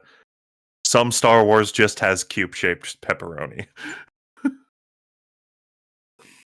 just here for the shiny light sticks. That's Yeah. I'm here for the shiny light stick. sticks. Yeah. Bro. He's just like, also like John Boyega's in this. Moses from Attack the Blocks. He's a stormtrooper. I'm so excited, man. Yeah, like we should get in there. Like, you Yeah. want some popcorn, man? Like, want some drinks? You got the tickets. I'll get the food. Okay. Sure. It's gonna be like a lot of money. Nah, it's good. It's all right. I got you. Okay. Good. All right. Let's go. Let's do this. I'm so pumped, and just like there's times that you see Ty, that like he is a very stressed out kid all the time, just very much worried about like his future and stuff, and like working on different projects, and he tends to be burnt out, but like this is just one of those moments where you see him like genuinely super happy to be in the moment, especially with you. And he's just like, man, I'm so glad that we get to do these kind of things together. We haven't been hanging out a lot these past couple months, and I'm so happy that you're around. Yeah, And mm, you're just the best, man. I can't say how much I appreciate you. Uh, uh, And in this moment, I would say he is trying to shift your labels. Yes. So whenever any NPC can shift your labels, either unintentionally or intentionally through their words, changing your perspective on yourself based on theirs. In this moment, he'll be in a this will be an attempt to raise your mundane and lower your danger. He sees you as just another person, someone who truly sees him as himself, that he can relate to. Oh, you're not a dangerous person. You're not uh you're not a violent individual. You are his best friend, and he is so happy to have you in his life. That is the labels that are shifting for you. You can either accept that shifting of labels, or you can do Reject it. yeah, or you can uh reject that. There is that's rejecting someone's influence. But there is a mechanic for rejecting the shifting of labels. Um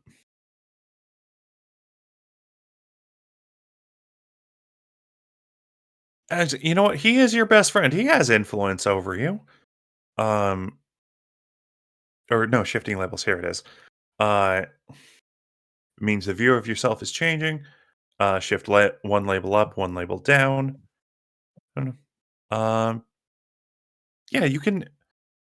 Uh, there's no rule stated about rejecting that, but yeah. Um, so he is shifting your labels. You can choose to. Uh, and yeah, that's what's gonna happen. He's gonna shift your labels. Uh, you're gonna feel that, yeah, you may have this cool high tech suit and you have these abilities, but deep down, you're just a dude. You're just a kid. You're going to see Star Wars. like You're, I'm 17 years old. I'm a junior. I'm in junior high and high school. Like, I got another year you're before I graduate. I'm I'm part of a track team. I'm part of the photography club. And as he's saying all of this, I think he'll just be like, "Man, I appreciate it. Like, I'm sorry I haven't been around. Like, helping my mom out. I got track, photography, all that stuff, and then, you know, funeral. Like, it's just, and then the Oh, cold, like the weather been messing with me too. you Like, you man, you went to I'm that sorry I haven't funeral? been around, man. You went to the funeral for Emily? I mean, yeah, I mean, we may not knew each other, but I mean, we were Did we Cora knew, send we knew, you? but we didn't know. Did Cora send you? Because I remember there was like a picture from the funeral in the school paper. Oh no, like that. No, that's nah. I couldn't do that. That's not me. Like, Oh, I don't know okay. if she sent over people, but that wasn't me. Okay. Or that may have just been the newspaper, not the photography club. But Yeah, like, I know they get some. They lend out some. Cora lends out some photographers every now and again. Um, yeah, but yeah, I remember that being like a public thing. But I didn't really know her. But she seemed nice. I think I had Spanish with her last year. Yeah, yeah, but yeah, no, it's sad. yeah. It, Most of these villains don't tend to kill people, but then again, she was a superhero. Like I guess that's that's one of the risks that superheroes face. Like I don't. she did what any superhero would do. Like, she was protecting people. I mean, it's crazy thinking she was one, but like, Yeah, like I could never see you as a superhero. Like man, you or me, just like out there. I mean, you're awesome. I love you, but like that that's this just this it the just same kid blows. that be running around with lightsabers, being like, "Man, would it be cool to be like use the force?" Man, Yeah, I've seen. you literally tried to force push me, like with your head ass trying to be like force push. Like, boy, if you don't get out of here. Yeah. Come on. Could you could you imagine us as superheroes? I don't know. I guess it'd be kind of cool. I mean, shoot, if we Yeah. get like some kind of fancy like light stick like that, or somebody's kind of like blaster. I mean, if we got some ships like that, like, dude, look at this. Like, we got a TIE fighter. Like, hop in a TIE fighter. We got a droid. I was half Yeah. expecting an obligatory, like, just Yeah. TIE fighter You sound know. He's he's just like, yeah, no. I get that. I wouldn't. I would. I would love. That's why I want to make movies. It's like just play out all these wonderful scenarios that we did as kids. Like just playing Star Wars and stuff like that, and Lord of the Rings, and just making those cool movies. I Yeah, love yeah. Like, that'd be cool to like make a Godzilla movie, man. Like, that'd be kind of cool. that. Oh man. Oh, don't talk to me about that. The last Like, time when come on, man. Like we Godzilla, Ultraman. Like, we who would win, Godzilla, or Ultraman? depends. And this is as you're like My walking money's on into the Godzilla, theater. man. My money on Godzilla. Like, depending on the Ultraman, Which like Godzilla though? And that's like the last. OG Godzilla. And that's like the speech bubbles before you go into the theaters for the next scene. I think we'll shift to the. Okay, so we got about an hour left, so we'll shift into the next scene with meeting the magpie. With meeting, so you are at your usual meeting place with this contact Hound. What? Where is this place? This chair is so squeaky. I apologize to anyone who can hear it. It ain't terrible. So in for lack of a better word, like in the bad part of town, there's a particular alley that the magpie and the Hound meet to exchange info, to exchange goods. If they need to talk, they talk in this alley. There's only one way out. There's no doors leading into it.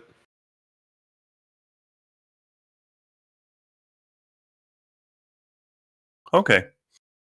And as you're waiting, it hits you look at your watch, because I assume you have a watch. Of course. Yeah. And as the moment hits 11, you see a dark feather with a white tip fall in front of you. Oh, and you just hear from above you, "Hello, my friend. Good to see you."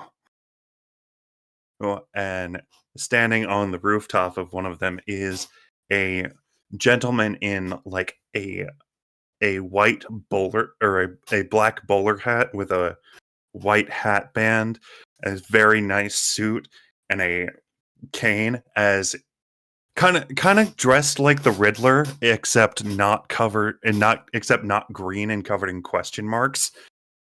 As he just kind of like acrobatically uses the cane to like swing down from the fire escape and land before you. The Mad Magpie, this man in his like, I'd say early 40s, yes, goes, "How are you doing, my friend?" The Hound is going to drop the fake voice that he uses with everyone else. It's good to see you, Magpie, and give him like a hug, Oh. stealing his wallet. As he just grabs the wallet. Steal a scoundrel. I love it. So, what can I do for you, my friend? I believe we already talked about what we're doing here. Yes. You're looking for the bomber. Such a terrible person. I hated dealing with him. Yeah, Kozlov was so noisy, so much. Behold, power. He cut into profits. I am so glad we did not keep him around. Well, hopefully he'll be out of your hair even more soon. Yes, hopefully. But he may be more of a problem than you were originally hoping for. Uh, I'm trying to get comfortable with this chair squeak so much. You're welcome for that. We're fixing chairs anyway. It is a much better improvement than my previous chair. Thank you for providing it to me, Cryptid. It is just very squeaky.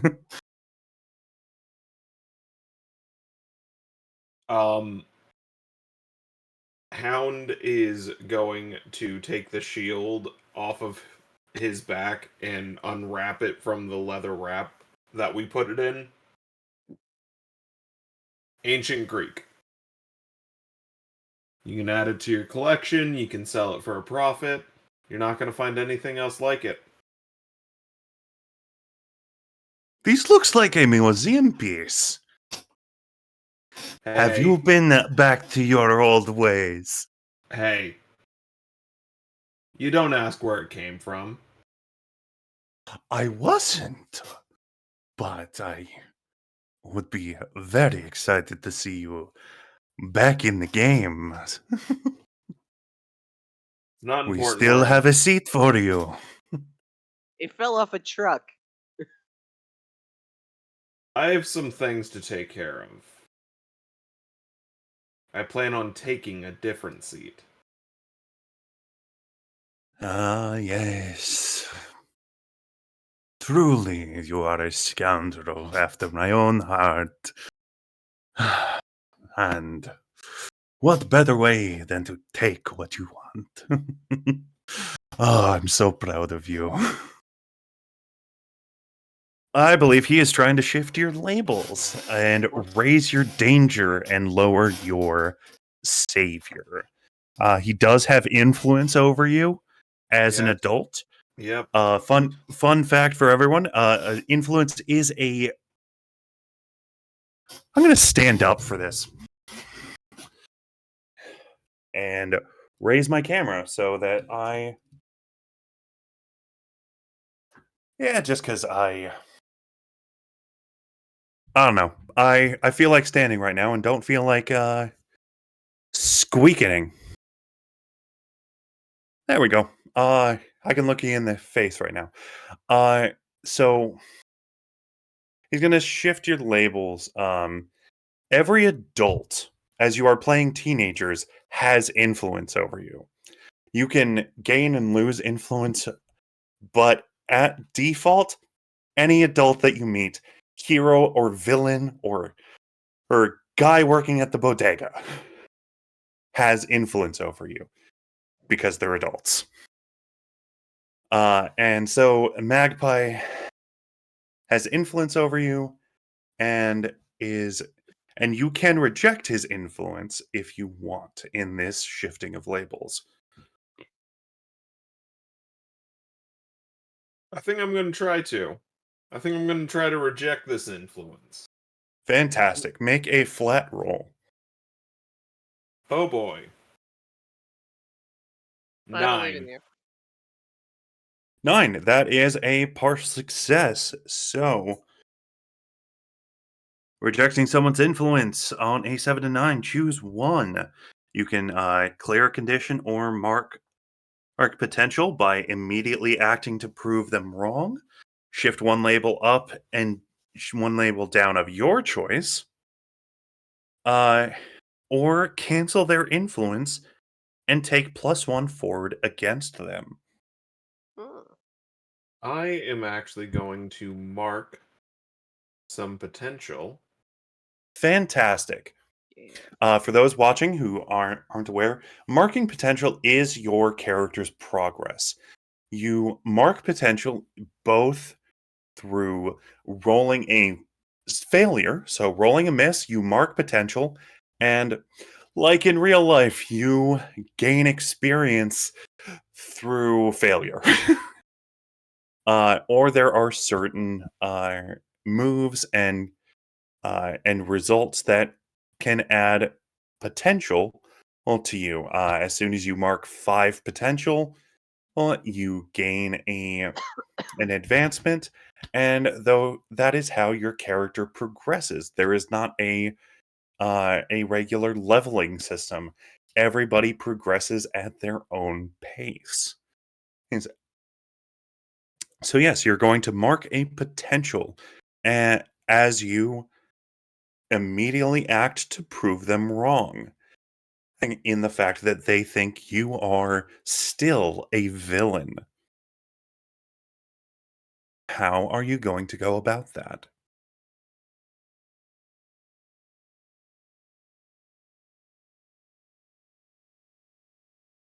You can keep the seat open for. No. Just look at him and go, "Look, Magpie. It's not what you think. I had permission to get this. They know what Alright. I'm doing with it." Well, a gift from one friend to another to another.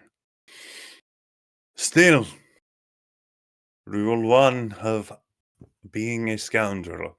Every situation can be profitable.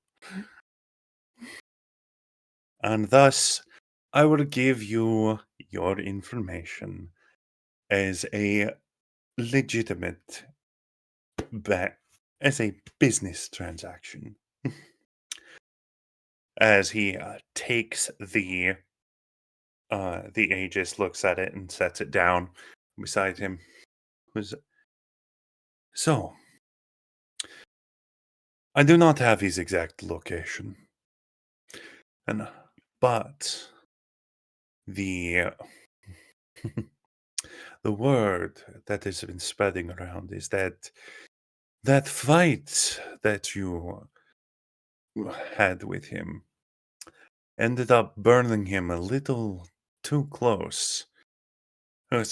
And he's not able to use his arms and make more and come back. He is looking to find some way of replacing them. And there may be some robotics labs missing some inventory nearby.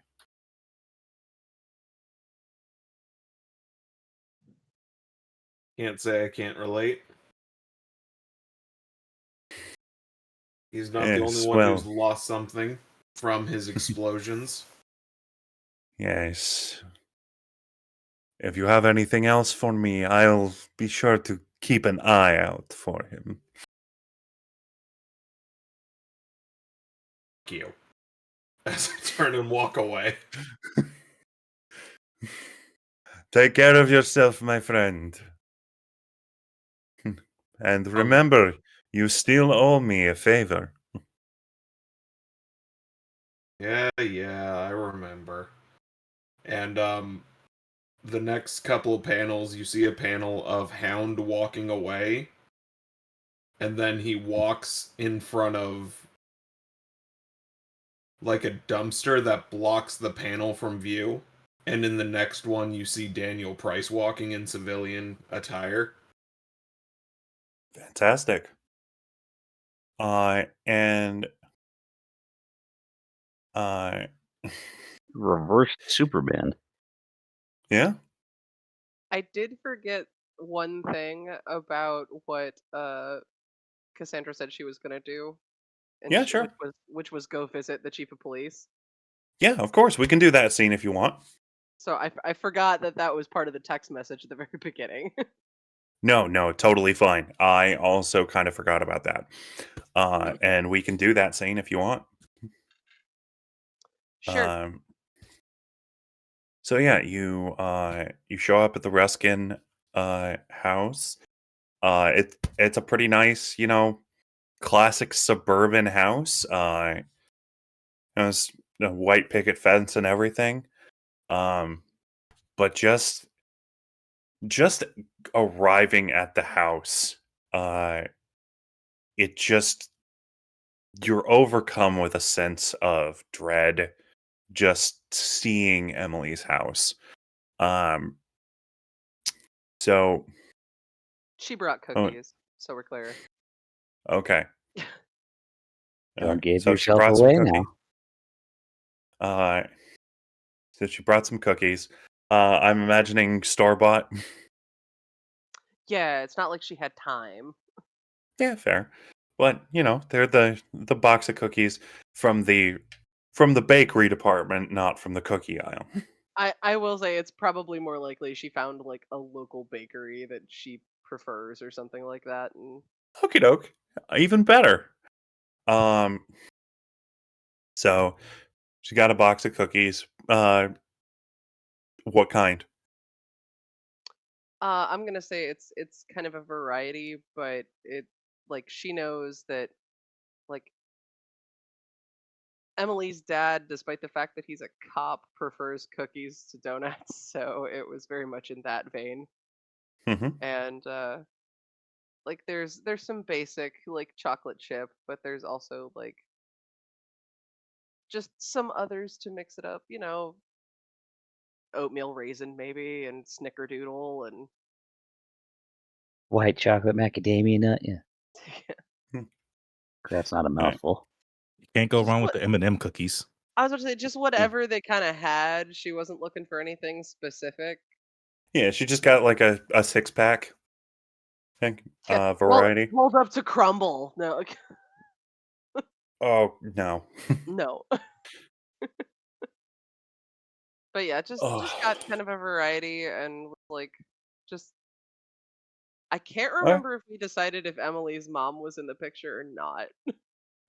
That actually never came up, so that is up for you to decide right now.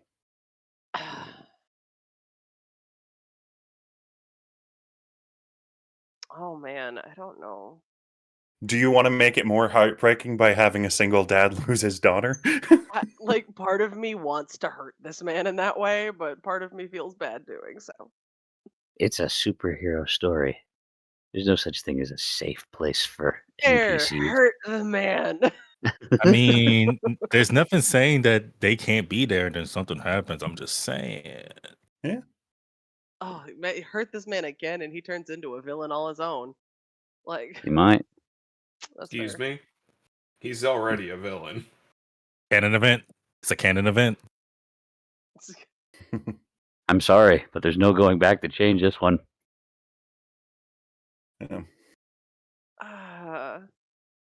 I'm gonna say mom's not in the picture. Okay. That's fair. Did she leave or is she dead? I don't want TBD. to shoot that. We'll say we'll leave that ambiguous, He never at this point. specifies. Yeah. He just doesn't like to talk about her. I was gonna say Cassandra would know because Emily would have mentioned it, but I don't want to talk about it either. Yeah. Yeah, it's just neither of you really wanna talk about that. Um, so you walk up to this house, yeah, which used to be a little too big for 2 people living in it. It's now way too big, for just the one man living in this house. Um, but, knock at the door. Yeah, Uh, so you knock and it takes a little minute, but you can hear, footsteps approaching, and the door opens, and there is Chief Ruskin, and he goes, "Oh, um, uh, hi, Cassandra. Um, yeah, I'm." He's clearly out of it. His eyes are very red, and he just goes, "Come on in, come on in." I'm gonna say she comes in and immediately just gives him a big hug. He returns the hug and just goes, yeah, I haven't I haven't seen you since the funeral." Yeah, it's a lot's been going on, especially with like school and Yeah. Yeah, no, I get it. I've been busy with work stuff, too. Um, I can I can come over more. Um, I know Emily used to do a lot of the cooking. I could maybe make some I meals for you. I I appreciate that. Thank you. Um, yeah, this this house feels really empty without her.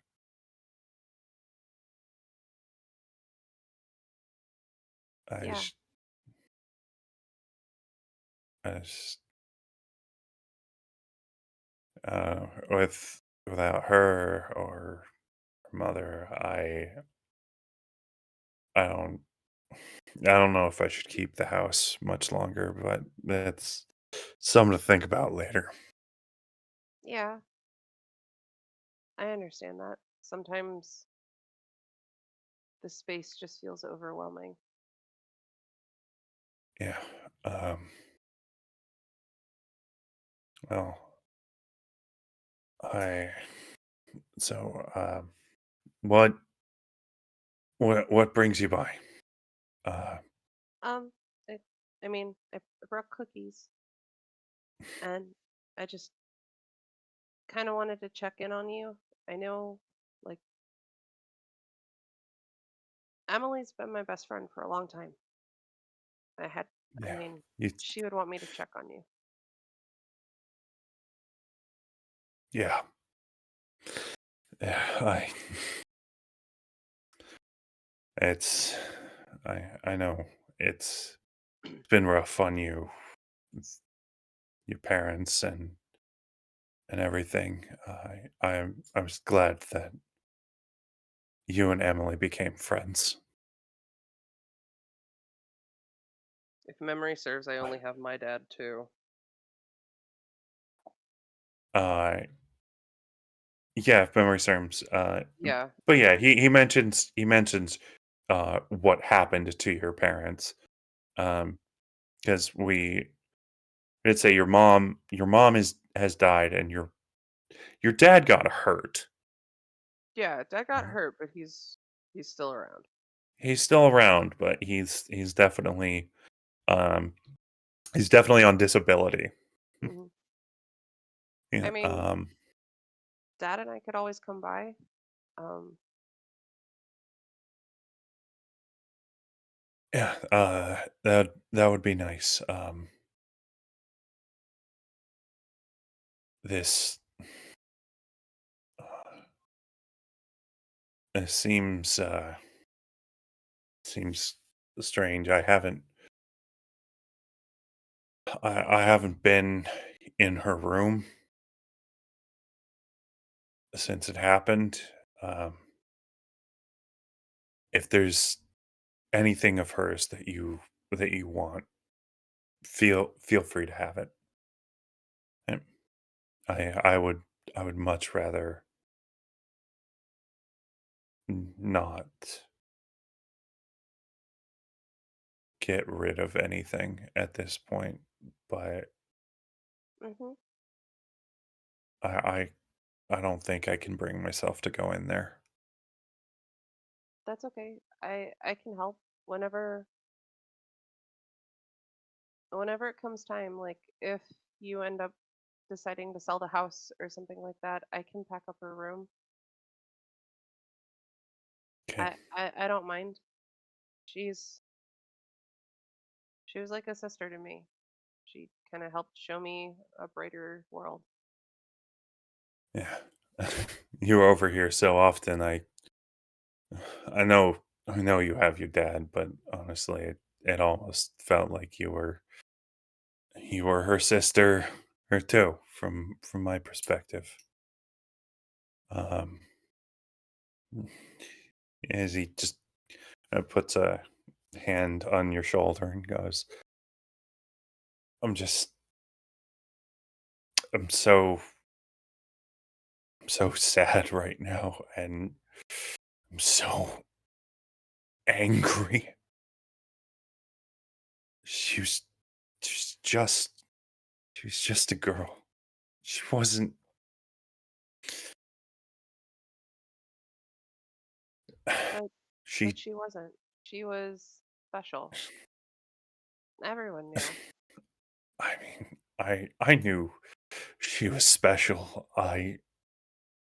But she wasn't she wasn't one of these metahumans. She was just mine. And and they put her in that situation. She shouldn't have been there. She should have been safe.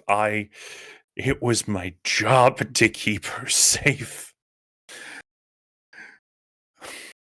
You know what? Those heroes call themselves heroes, but look what's happened. They have done so much harm. And this will be a moment where he is shifting your labels because he does not realize he is talking about you. Mhm. Oh, uh, he is raising your danger and uh, and lowering your savior. Mm. You are in his eyes, and the way that he is talking about you indirectly, but he's still talking about you. You feel that he sees you not as someone trying to do good. He sees you as someone who is responsible for the death of his daughter. So what am I rolling to reject this? So if you want to reject his influence, um, uh, Because I recognize that this man is sad and he's yeah. angry, and I'm So trying to remind myself of that. when someone with influence over you tells you who you are or how the world works, uh, you can accept what they say or reject their influence. Uh, to reject someone's influence, you make a roll, flat roll. On a hit, you hold to yourself and tune them out. On a 10 plus, you will choose two from the list of additional things, or on a 7 to 9, you will only choose one. All right. So who's predicting this one? You're going to roll well. Thanks. Yeah, at least well enough. 10. 10, that is a complete success. So you get to choose two things to happen. You can, number one, clear a condition, mark potential by immediately acting to prove them wrong. Shift one label up and one label down of your choice, Mm, and cancel their influence and take +1 forward against them. Which that means that this person will no longer have influence on you until they gain influence, mhm. and you give it to them, and the next roll that you make against them will have a +1. Okay. I think I'm gonna take a +1 against them. Okay, so And so the so Chief Ruskin no longer has influence over you, for the time being. And the next roll you make in an action against him will have a +1.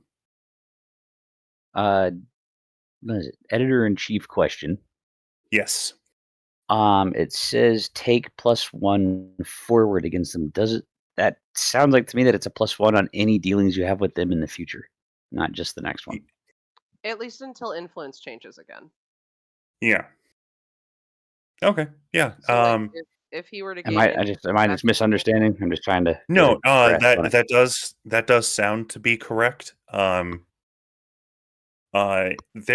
is verbiage in the rule book of of forward, and one is continuous and one is the next one. I forget which one what the verbiage is, but uh yours sounds correct, and we'll go with that for now uh until Confirm. I can do research into the ruling and Fair. either change my ruling or just leave everything as is. either Okay, way. just thought I'd ask. The No, other thing no, I'm gonna do I is thank you for bringing that up. Uh, this particular option, in all the time that I have run masks, has not been chosen. considering the importance of this character, I felt like it was appropriate. Yeah. Yeah, Um, absolutely. And your second choice was? Second choice is marking potential. Okay, fantastic. And I know exactly how I'm going to explain that because You're going to reveal yourself. no, absolutely not. I have a Gwen Stacy moment right now. I see. That's how you feel. Session 1. Vitality absorption. Issue 1. Issue I 1. see. That's how I you feel. proceed. Well, you're right. And I killed the chief of police. Damn it. uh. See, now no one can be mad at you. uh-huh. That would totally Kill your mortify me. adoptive father. Call it good. No, my other dad. Yeah. My two dads. My two dads, not gay. Mm. It's complicated. Or it's No. not. I don't know. So I think the way that Cassandra would explain is, I know that you blame the heroes, but I know Emily. I knew her. It's all she ever wanted was to protect the city like you did, but she wanted to do it in a different way, and she knew you'd never let her be a cop. No, But no, I wouldn't. you were her hero. She wanted to protect the city, and that's why she did it. That's always why she did what she did. It's why she stood up for me in school. It's why it's why she worked at like the animal shelter and worked with kids. It's why it wasn't the heroes who did this. It was that bomb dude. Like, he's who hurt her. He wanted to hurt a lot more people, and if it hadn't been for Emily, he would have. Maybe you're right.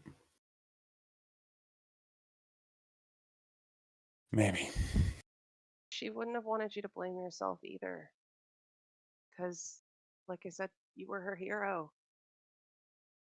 She wanted to be like you. I wanted her to be better. I mean, being a superhero is maybe a little bit better than being a cop.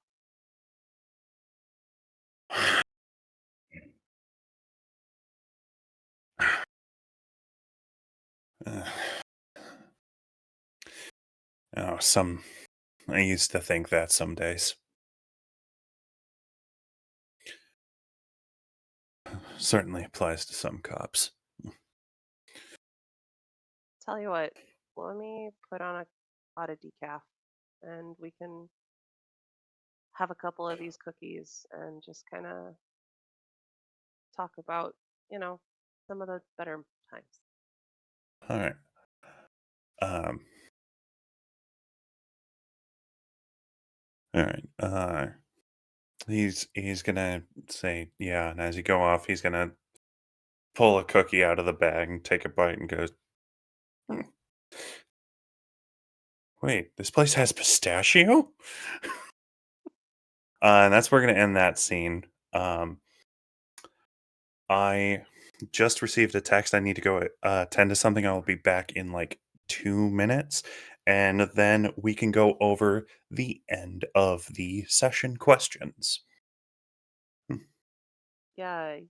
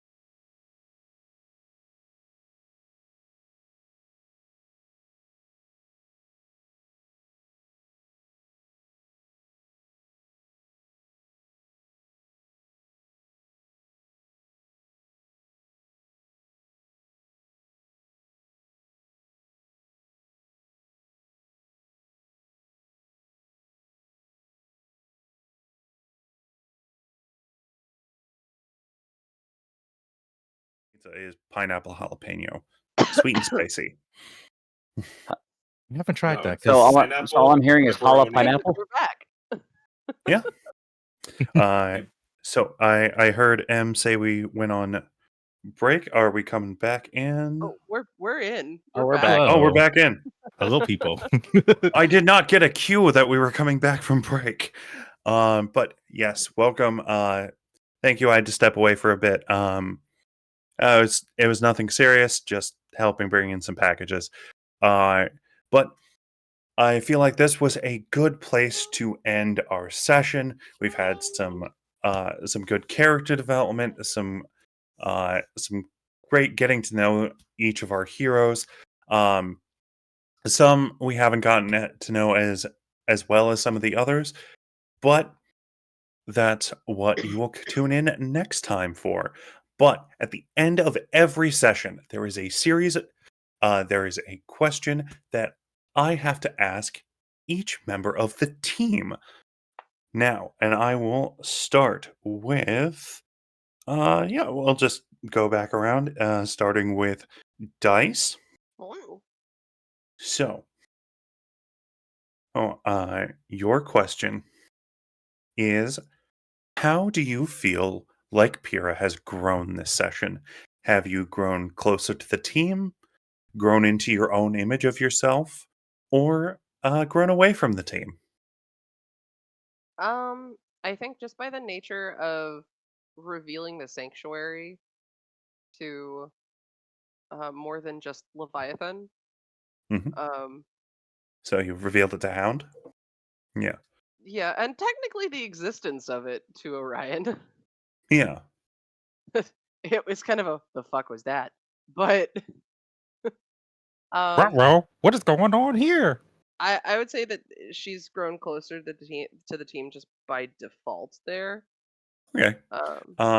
Yeah, so when you say glow closer to the team, it says explain who made you feel welcome, give influence to that character, and clear a condition or mark potential. So your example was revealing uh the sanctuary to Hound and taking there in order to help him gain information on Zarbomba. Uh you did that bit of teamwork. So if you do not already have influence, or if they do not already have influence over you, then give influence over you to Hound, and either clear condition, or since you do not have any conditions, mark potential. I'm not showing that Hound had any influence over me. Fantastic. Then give Hound influence. How about no? I'm just kidding. And then you said mark potential. Yes. Woo! All right. Leviathan. Yes. Do you feel like this session you have grown closer to the team, grown into your own image of yourself, or grown away from the team? Honestly, thus far, I haven't been able to do much of a lot yet. So I That's think in this fair. particular session, I don't think so yet, but that's only because it hasn't had an opportunity. So we'll say since you haven't grown close to the team or grown away from the team, we'll say you may have uh grown into your own image of yourself. You've done you basically were sitting with yourself. Um you did have I'll say you had that moment with or you had that moment with Orion. Orion where you were philosophizing on what to do next. That seemed like a team building moment. There's potential in that. Then, if we want to call that as that, then I'm okay with moving Yeah, forward I with mean, that. you may have only grown like a step closer, but that's still closer. Uh, And uh, so yeah, well, you'll give influence to Orion and mark potential. Yay! Yeah. Hound, what kind of growth have you experienced this session? Um, I think being shown the sanctuary and Hmm. actually someone listened to my idea about the base needing renovations Hmm. and gave me permission to steal, Yes. and also One way to put it. provided the physical object to give to Magpie instead of owing him yet another favor. Yep. I'm going to say he feels closer to Pyrrha. Um, Cool. take that influence and I'll mark potential because I don't have conditions yet. Not yet. I haven't. You gotta I've ruin been. us. I have not inflicted conditions on you yet. Listen, all I'm I'm kind of. gonna say is I've played Masked before. When you start marking conditions, oh boy, because they're all mental. They're all mental. Your character's afraid. Your character's uncertain. Your character's this. It Yep.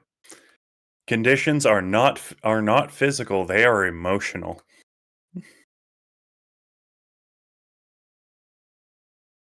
character's Uh, gonna have an emotional breakdown by the end of this. yeah. I Session mean, that zero. tracks. Dice Arkai. You asked me to hurt you. Oh, I plan on it. Please. Give That me reason to hate my life even more. Let's go. that is how you mark conditions. Um, and finally, Orion. What kind of growth have you gone out through this particular session? I think he's starting to take the steps towards being like a leader of some sort. After having that conversation with Leviathan and saying that we need a new leader, like someone to move us forward. And I want to say putting the Hound in check, but reminding him, like, hey, you shouldn't take things, and organizing a way to people like make the public feel more comfortable with ourselves. He's getting that Yeah, sense of like, what does it mean to be a leader? absolutely. Um, yeah, no, that absolutely sounds like you have grown more into an image of yourself. So, you have explained how you see yourself and why. Now you get to shift one label up and one label down of your choosing. I feel like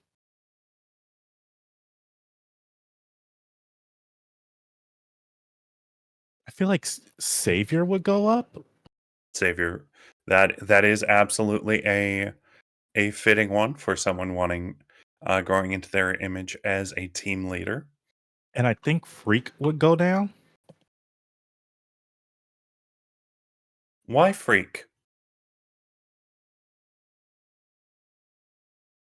The question we ask ourselves all the time. Why freak?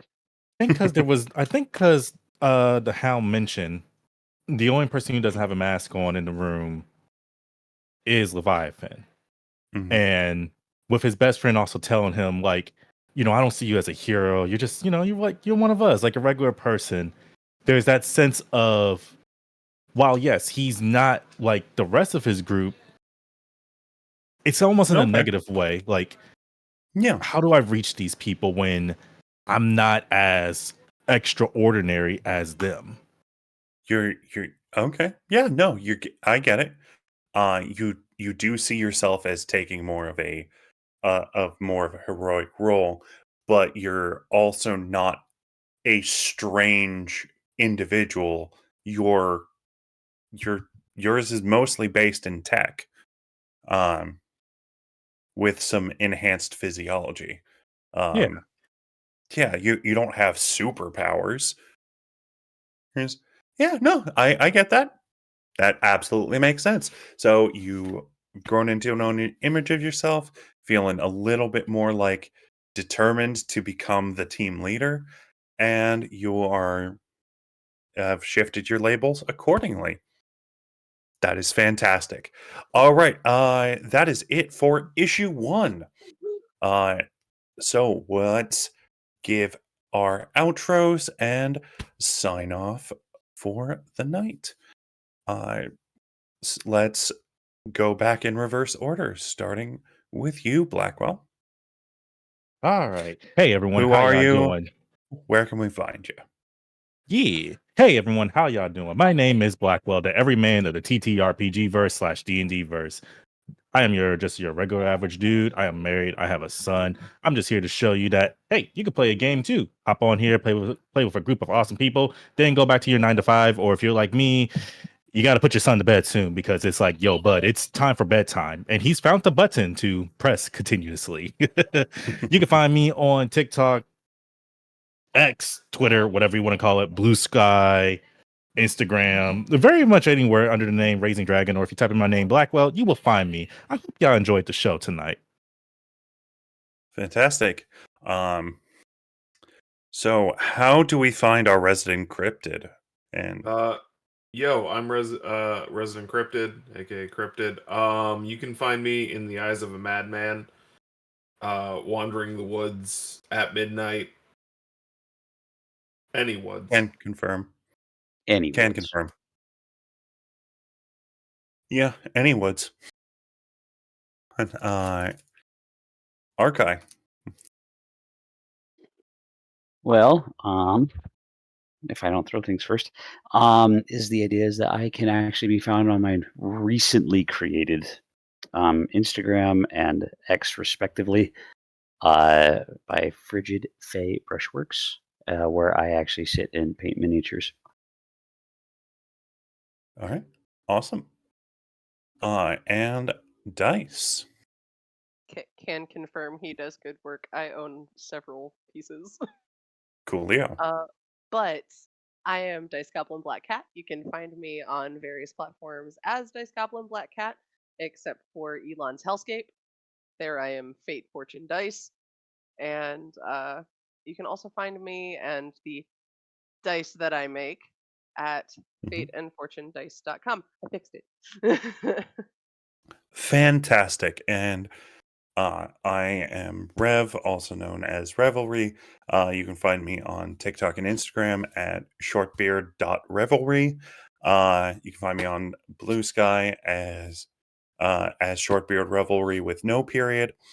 I guess if you want to find me on the artist formerly known as Twitter, you can, but I don't really go there anymore. Yeah, that's where you can find me, and hopefully you have enjoyed this first issue of GenMeta, Our Masks, a New Generation actual play series. And tune in next time. Same bat time, same bat channel. And until next time, be kind, stay awesome, and remember, Hank Green doesn't work at Target. Good night, everybody. Bye-bye. Right?